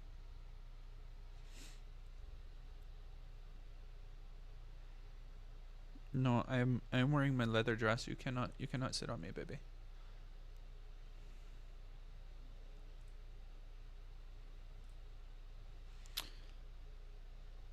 So for all of these reasons we've talked about, for targeting, for the slippery slope of taking one group's rights away over another, it is now more important than ever that you have some kind of understanding, some kind of solidarity with leftist gun groups, with the Second Amendment, with understanding the utility and importance of carrying firearms for self-defense. I would love, again, I'm going to say it 1,000 more times, I would love to live in a world without guns. I would love to live in a world where you can't go to a dozen stores in town and buy death machines that can end somebody's life and existence at the pull of a trigger. But that's not the world we live in. And the world we live in is going to continue getting more dangerous, not just for trans people, but for every minority group. Because they are already targeting us. And now they are targeting rights. Or at least thinking about it, at least floating the idea, seeing how it pulls with the base. And this isn't the first time that this kind of lockdown, this kind of restriction on guns and gun rights has happened. I want to talk about the Black Panthers in the 1960s. Throughout the late 1960s, militant black nationalist group used their understanding of the finer details of California gun laws to underscore their political statements about the subjugation of African Americans. In 1967, 30 members of the Black Panthers protested at the California State House, armed with .357 Magnums, 12-gauge shotguns, and .45 caliber pistols, announced, "The time has come for black people to arm themselves." Now, I want you to consider for a moment, if trans people did the same thing, which they absolutely should, by the way, because, hey, if there's nothing wrong with a peaceful protest, with open carrying, as I am constantly told by conservatives and stuff, when a Nazi will bring an AR-15 to a protest, just be like, well, there's nothing, they have a constitutional right to do this, then there should be nothing wrong with trans people having guns. If it's an equal right, it's an equal right. But you betcha, people like Matt would be just as up in arms now as then. The display so frightened politicians, including California Governor Ronald Reagan, that it helped to pass the Mulford Act, a state bill prohibiting the open carry of loaded firearms, along with an addendum prohibiting loaded firearms in the state capitol. 1967 bill took California down the path to having some of the strictest gun laws in America and helped jumpstart a surge of national gun control restrictions.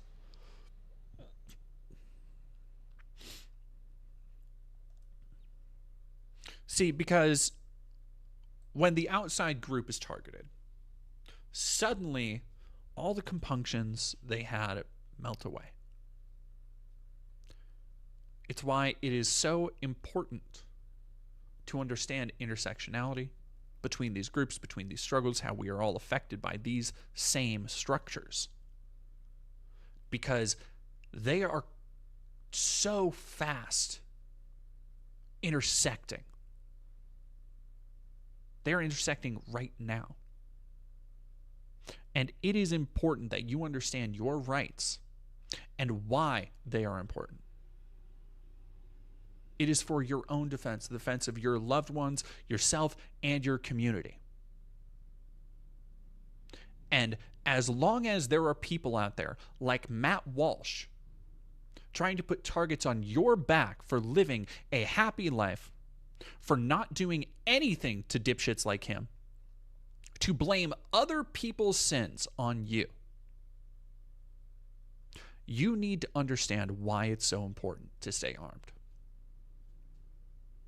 Because to them, to people like them, the reason they want to stay armed is to kill you. That's what Matt Walsh, people like Matt Walsh, Higher Regic, that is the ideology they are pushing now, right now. Stop it. Lady. Okay, I need to feed dog real quick.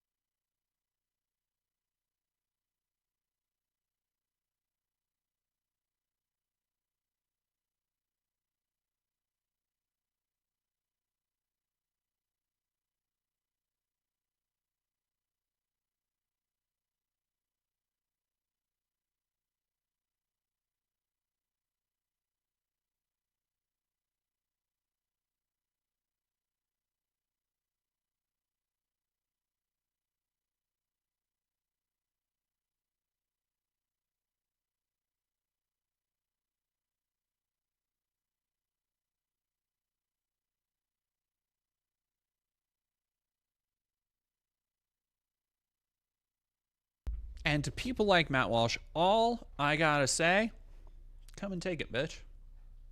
Come and take it. Same thing I say about estrogen. Same thing I say about my roided out. Come and take it.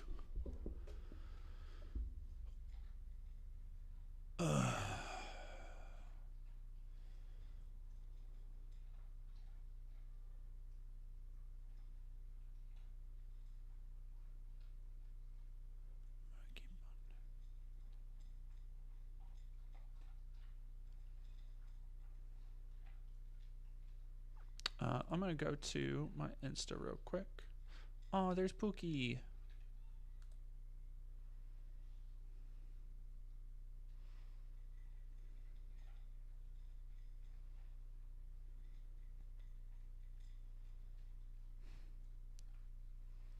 I don't know.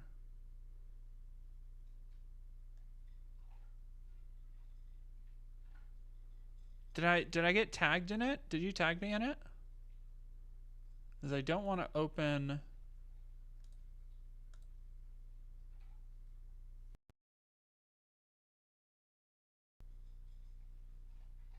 No, can't show off that. I apparently can't show it. I am sorry, Misanthropic. I cannot find it. I tagged you. It was not on there.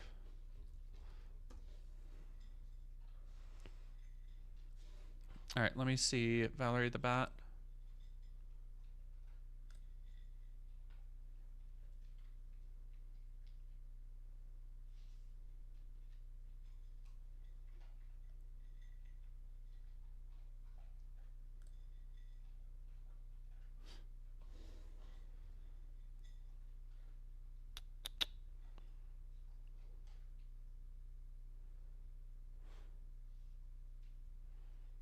Okay, give me 1 second.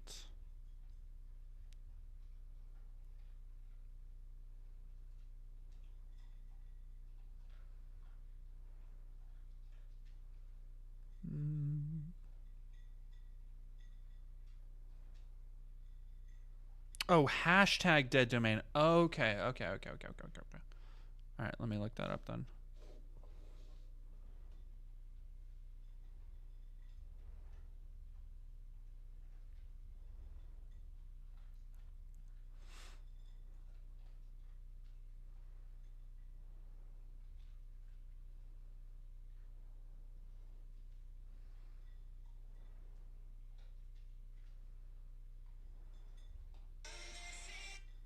Ah.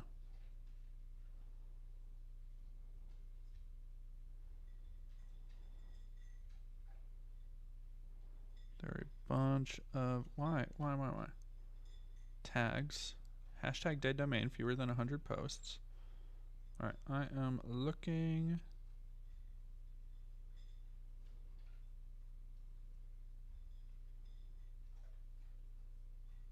I don't know.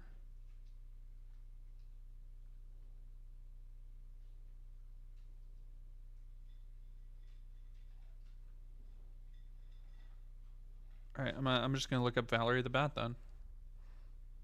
Yeah, because I'm already. Okay, there we go. Hello. Okay, I see it. Yes. All right, cool. I'm gonna retweet it, and then I can go to my thing. All right, got you. I got you. All right, where's my retweet? No, I don't want saved. Where's my? There's a retweet thing, isn't there? What the fuck? Why? What is view archive? No, is that the? Why is it like this? Is it? Nope, not that. Okay, I'm just gonna look it up.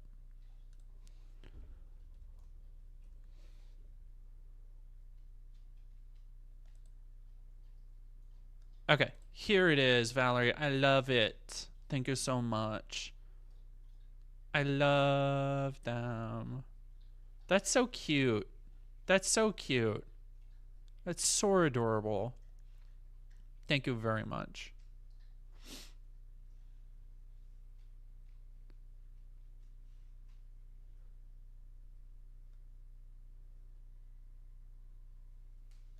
All right, let me see. What else do I have?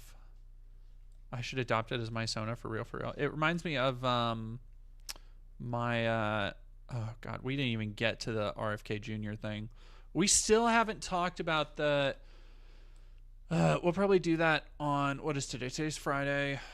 I don't know if I'm I'm probably not stream. I might stream tomorrow. If I stream tomorrow, we'll talk about the Taylor Lorenz article that has been showing off how fucking crazy and depraved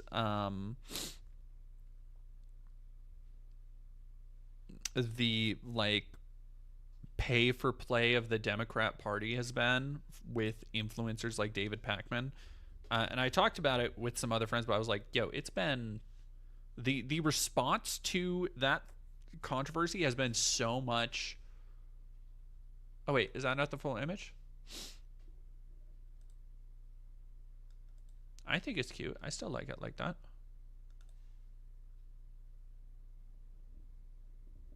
Yeah, the Dark Money article. Oh, Terrible Fuse. There's so much more, but I think all we have that ended up taking more time than I wanted to. I want to simmer down a little bit. I don't want to go over the whole RFK thing because there's so much to the RFK thing. And I do also need to go food. Where does calling trans girls dolls come from? It's AAVE. It's African American slang. And I'm not entirely sure. I think it comes from the drag community.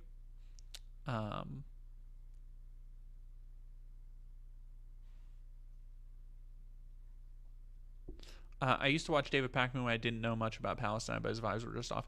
No, there's one influencer who I was just like, why is she famous? And she was on like stages and shit. Isabella something. And I like just because every clip I saw of her, I'm like, this person is. I do that a lot, and I try not to be, because I get it. I'm not the most charismatic person in the world. I try not to be too judgy of other people. But there are so many times where I look at somebody and I'm like, what? How did this person get like a whole podcast studio, a whole like news studio? And I'm like, turns out, and you're getting paid $8,000 a fucking God. It's so crazy that just thinking about not even making $8,000 for multiple months, $8,000 for one payment.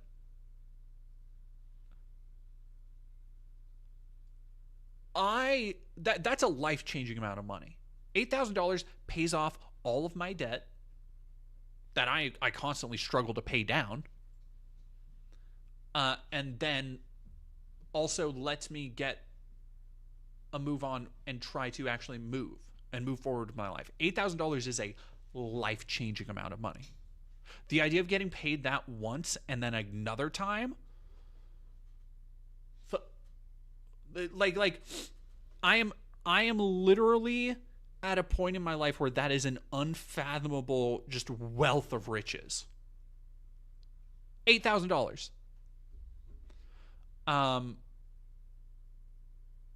Yeah, and I do think it was only one content creator getting paid that much, but it's still like, yeah, Pakman threatened to sue Taylor Lorenz, which Taylor has repeatedly brought up. I kind of want to talk to her about it, actually. Taylor has repeatedly brought up that despite the protestations and the constant Democrat Party lockstep they've been in,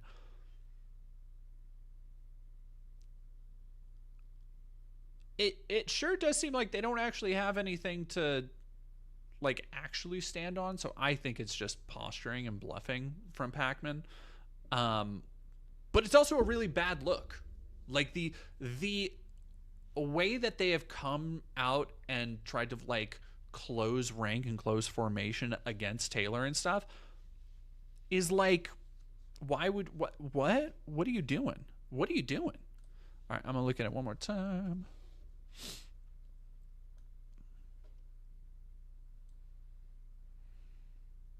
There it is. Oh, that's so cute. That's so cute. I like the background a lot. The little goats in the background. That's cute. It doesn't let me retweet on desktop. That's so dumb.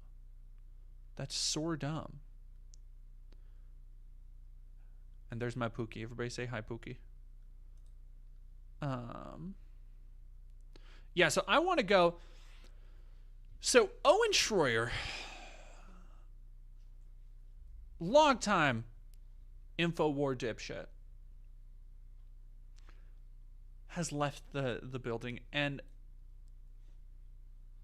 I just want to relish a little bit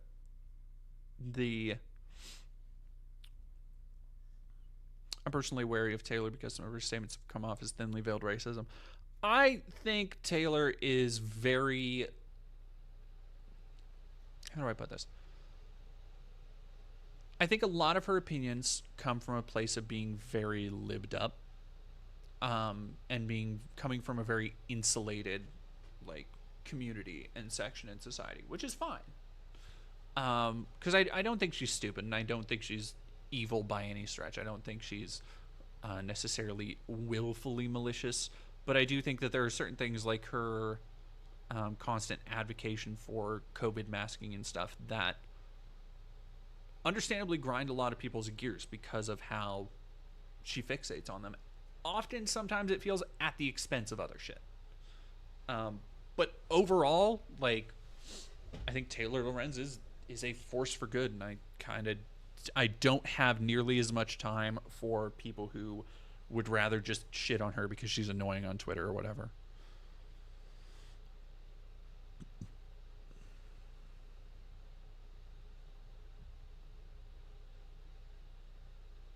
Is she an anti-masker? No, she's very much the opposite.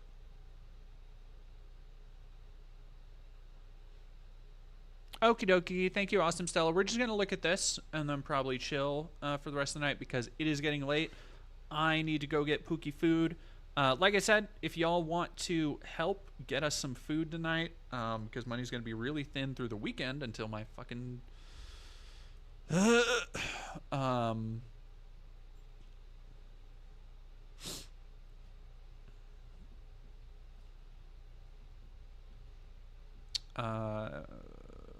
ad money comes in.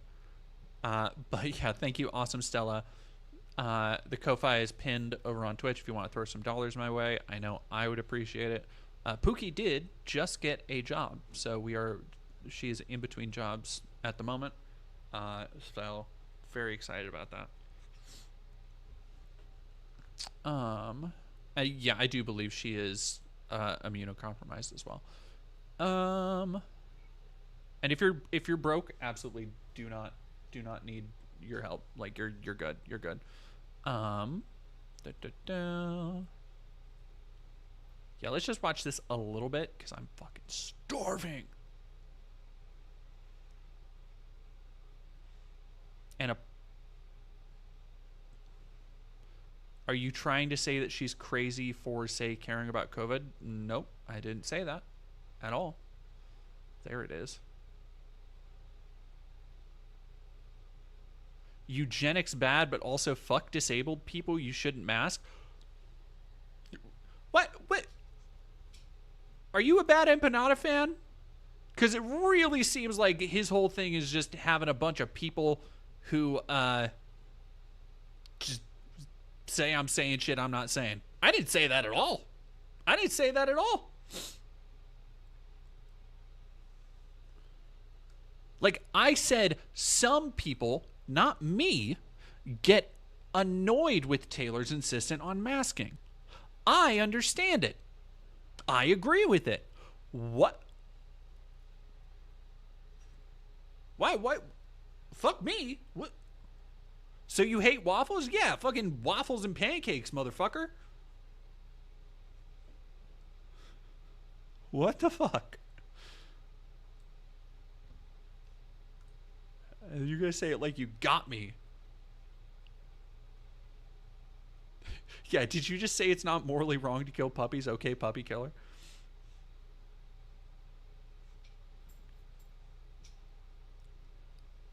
You are a snake. You are a rat. You are a fraud. You are a backstabber.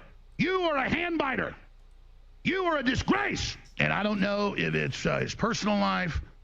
I don't know if it's stuff he's smoking. But I've seen a lot of people get paranoid, that smoke pot and go nuts. Sorry.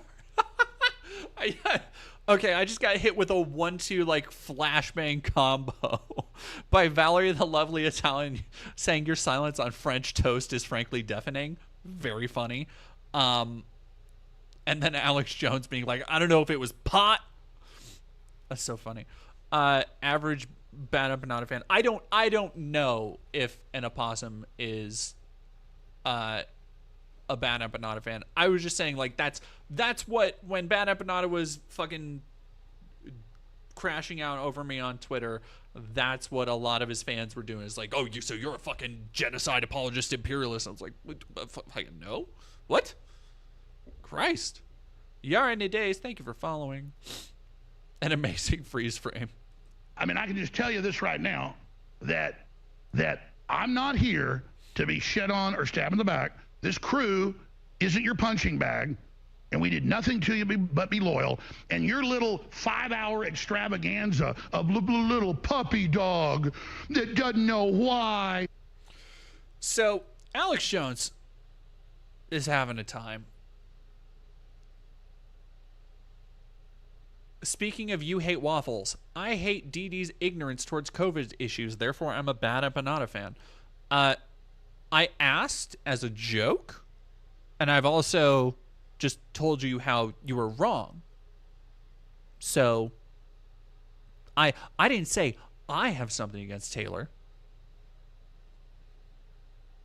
I said some people do, which is true. I have had conversations with people who are annoyed by that stuff, and I kind of just go, I kind of disagree. Like, what do you want from me? What do you want from me? I'm disabled. I'm like the only masker in my building and neighborhood. I'm fighting for my fucking life. I understand that. Do you think I don't know anybody in my community who needs to mask? Like, do you think that if I saw you, I would be like, oh, you shouldn't be masking? Like, why are you yelling at me? We're in this together. I understand that. I want you to not treat COVID like it's over. It's not. But like, there's a lot of shit to worry about. Like this is another thing, and I'm not saying that you're a bad empanada fan. I'm saying that this is just fresh in my mind. I have a lot more to focus on and talk about than just one singular issue. If my knowledge of something slips through the cracks, it's because I'm doing a lot of shit and trying to cover a lot of shit while still respecting and advocating for as many people as possible. You included. Disabled people included. People who need to mask included.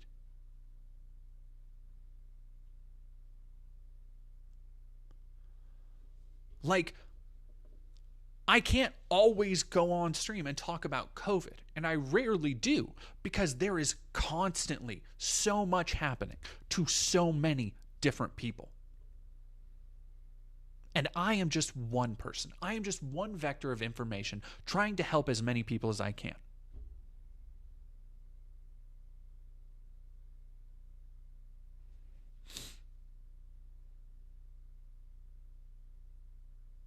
Like, that's what it's like being a content creator.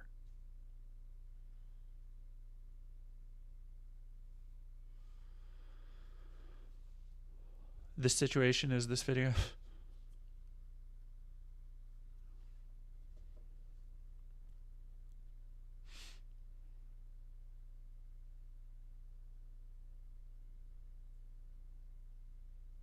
Pristwich page, isn't everyone a shitter because everyone shits? That's not true. I have it on good authority that women don't shit. It's impolite.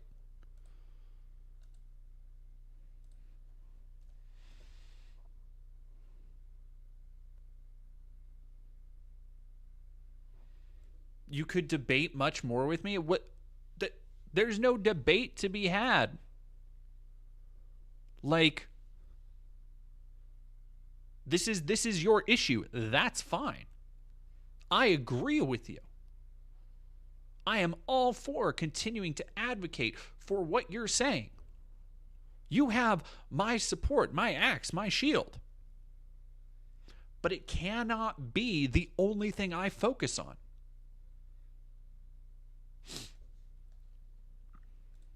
If we want to defeat capitalism, we are going to need a party that will organize working people to fight for the demands that we want and to win socialism. Thank you so much. Quick point of privilege. Quick point of personal privilege. Yes. Guys, first of all, James Jackson, Sacramento, he, him. I just want to say, can we please keep the chatter to a minimum? I'm one of the people who's very, very prone to sensory overload. There's a lot of whispering and chatter going on. It's making it very difficult for me to focus. Please, can we just, I know we're all fresh and ready to go, but can we please just keep the chatter to a minimum? It's affecting my ability to focus. Thank you. Thank you, comrade. Okay, is there a speaker against name, chapter, pronoun? Point of personal privilege. Yes. Please do not use gendered language to address everyone.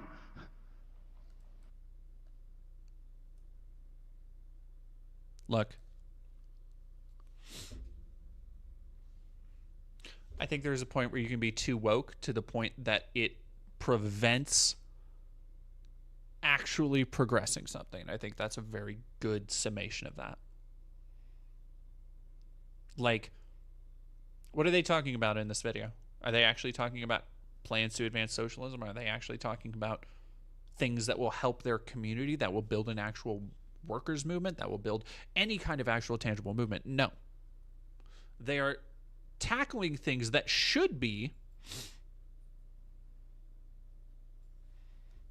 you're going to play that clip to say that saying Taylor Lorenz is right for caring about COVID and disabled thriving is cringe.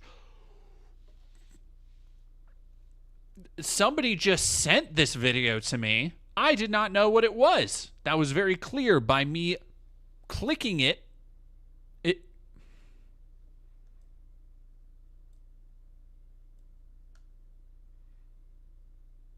The people in this clip are asking for disability accommodations. And that's fine, but that is a personal issue. Like,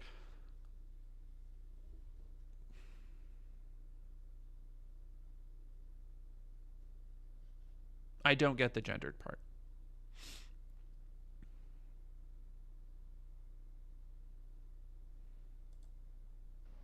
Okay. Yeah, Kitsune Cavalier. Hi, everyone. My name's Sam Lewis. He, him. I'm from the New York City DSA chapter. This very simple amendment is to strike the language about forming an independent party. I want, in conversation with the authors of the proposal since, I think we're all in agreement that we do want to build a mass organization, political organization of the working class that vies for state power. So it's not an attempt to get rid of that shared goal. The problem with the language as I see it is that it counterposes forming an independent working class party with the tactical use of the Democratic line. So it's basically saying in the future we will break with our tactical use of the Democratic line.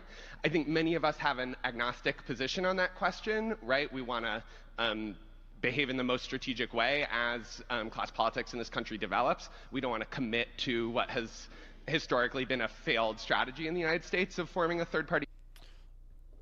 Azureberry Jam, Chudston used this video to say we're all like this. I'm sure. Like, I've never seen this before, but this does seem like the type of shit that they'll fucking screen cap on 4chan or whatever. I am sure I've probably seen memes about this and had no fucking idea, because why would I?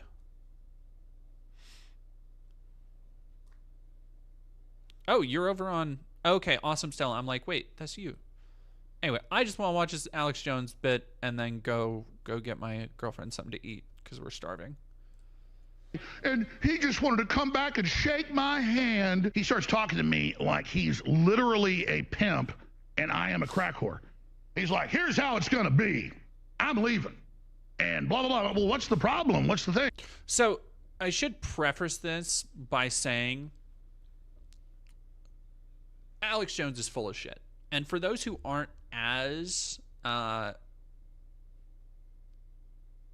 what's the word I'm looking for? As familiar with his antics, you might be forgiven for thinking like, well, did this Owen guy actually betray him? It's like, no, Alex is just a shit-ass terrible boss. And for the last couple days, he has been fucking crashing out in such a spectacular fashion like this. And in a way, it's actually kind of been a boon to Alex's work because, man, he's been spinning his fucking wheels with all that shit.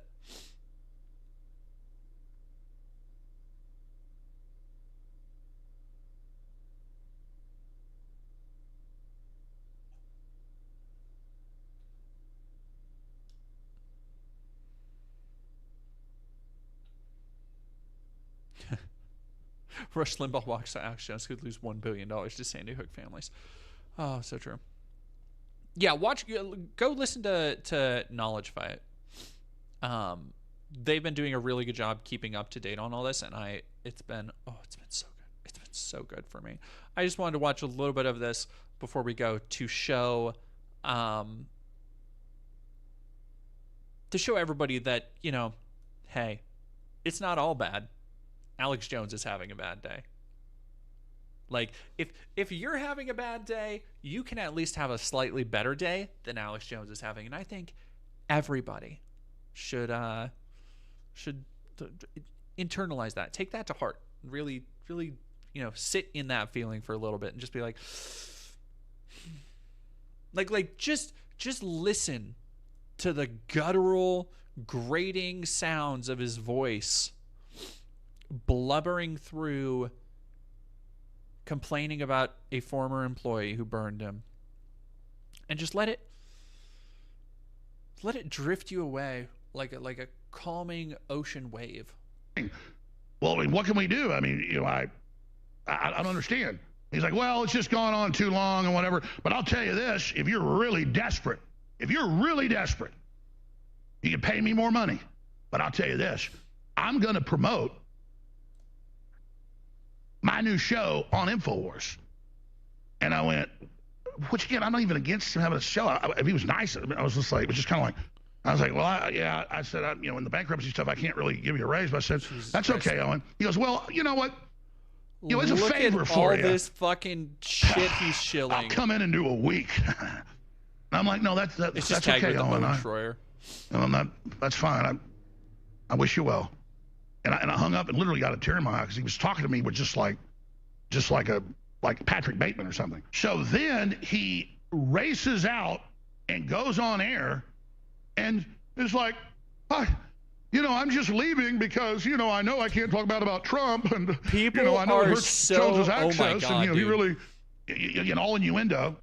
So another dichotomy that's kind of come up is that Owen Schroyer criticized Trump. This was a big reason of his falling out with Alex. Alex has been making every capitulation he can to stay in Trump and the MAGA movement's good graces. The problem is that Alex Jones, and he's been dancing really close to, he's had Nick Fuentes on a lot lately as well,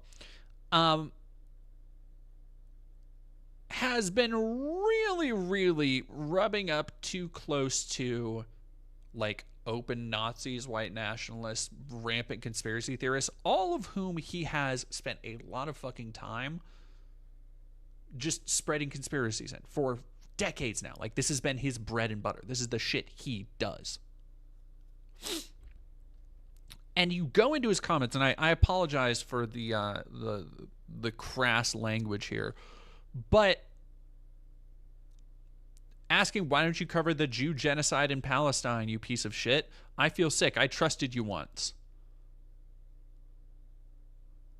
Jesus Christ. I came from liking you for exposing truths, Mr. Jones, to hating your Jew cock-sucking attitude. Whew. Jonestein is a clown like Trump.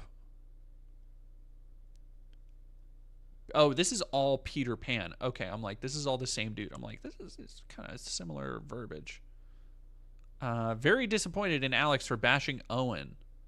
Oh, damn, that's a lot. Alex Jones is lying. Your company is finally gone from years of lies and cover-ups and kissing Trump's ass.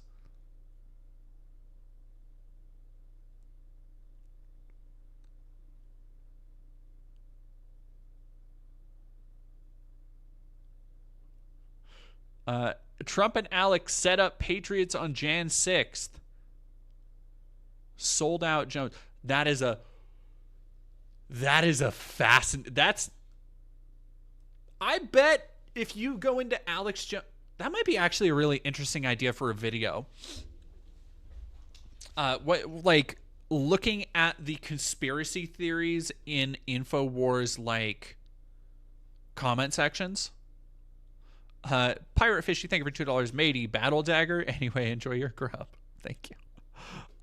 Because like The idea of Trump and Alex setting up patriots on, because this is the cycle of conspiracy, is that there's always a bigger fish. There always has to be somebody who knows a little bit more. Or the people, it's that stand-up joke about like, you think birds are real, idiot. It's like there always needs to be another person who's able to one up somebody else. And there are proof that people were plants for Jan 6, that there were Fed agents and all that shit. But the idea of Trump being the one to set up patriots for January 6th is like that is a level of like spheres inside spheres that I want to talk to that person. I want to like get inside their brain. I need to know what their mind palace looks like.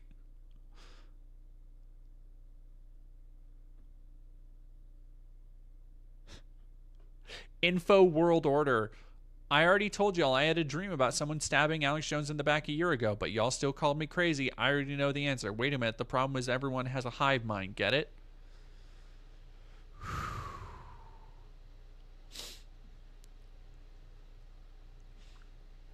Oh, I should reach out to Emma Thorne.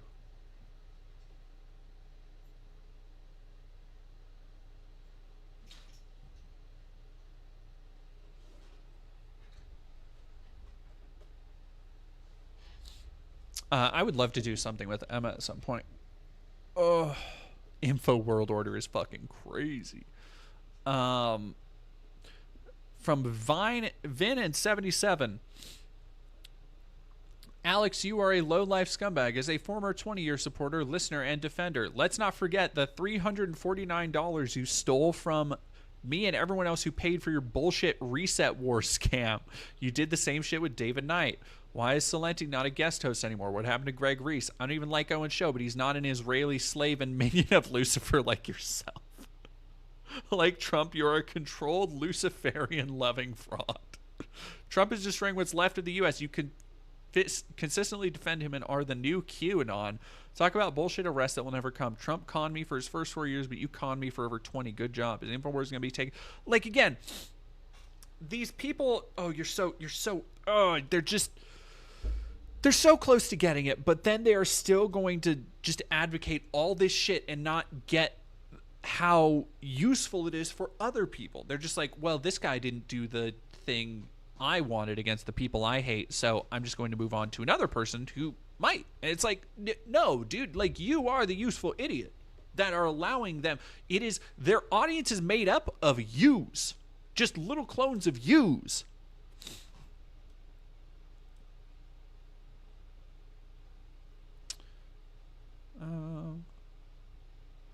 Man, I wonder how many of these people are coming over from Nick Fuentes, because I've never really, I don't fucking take a lot of Alex Jones deep dives.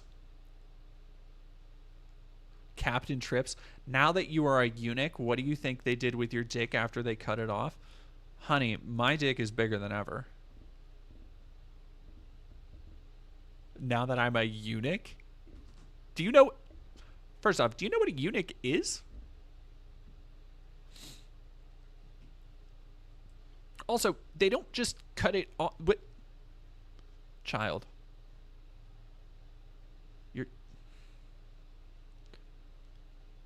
You...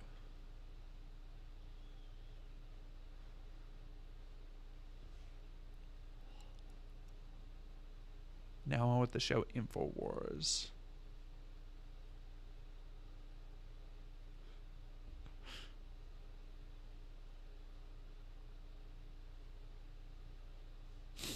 Thank you, Johnny Viral.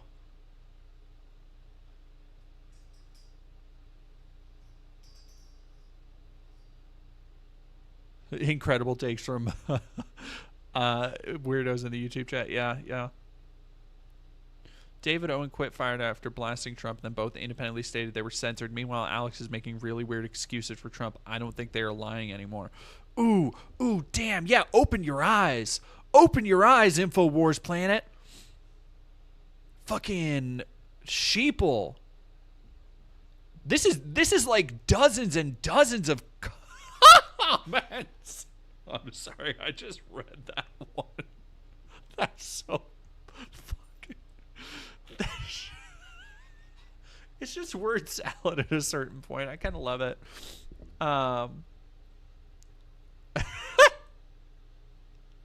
Who gives a shit? What are the replies like? Oh, okay, well, let's not. Jesus Christ. JD Vance's gaped hole.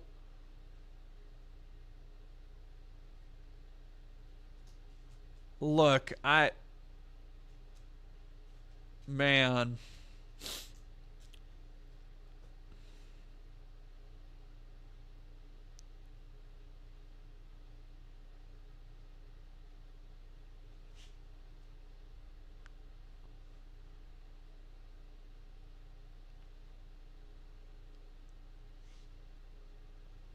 Born liar and psychopath like Trump. This is a fucking this comment section, bonkers. Also kind of wild how many people actually watch InfoWars. Man, that's a lot. That's a lot.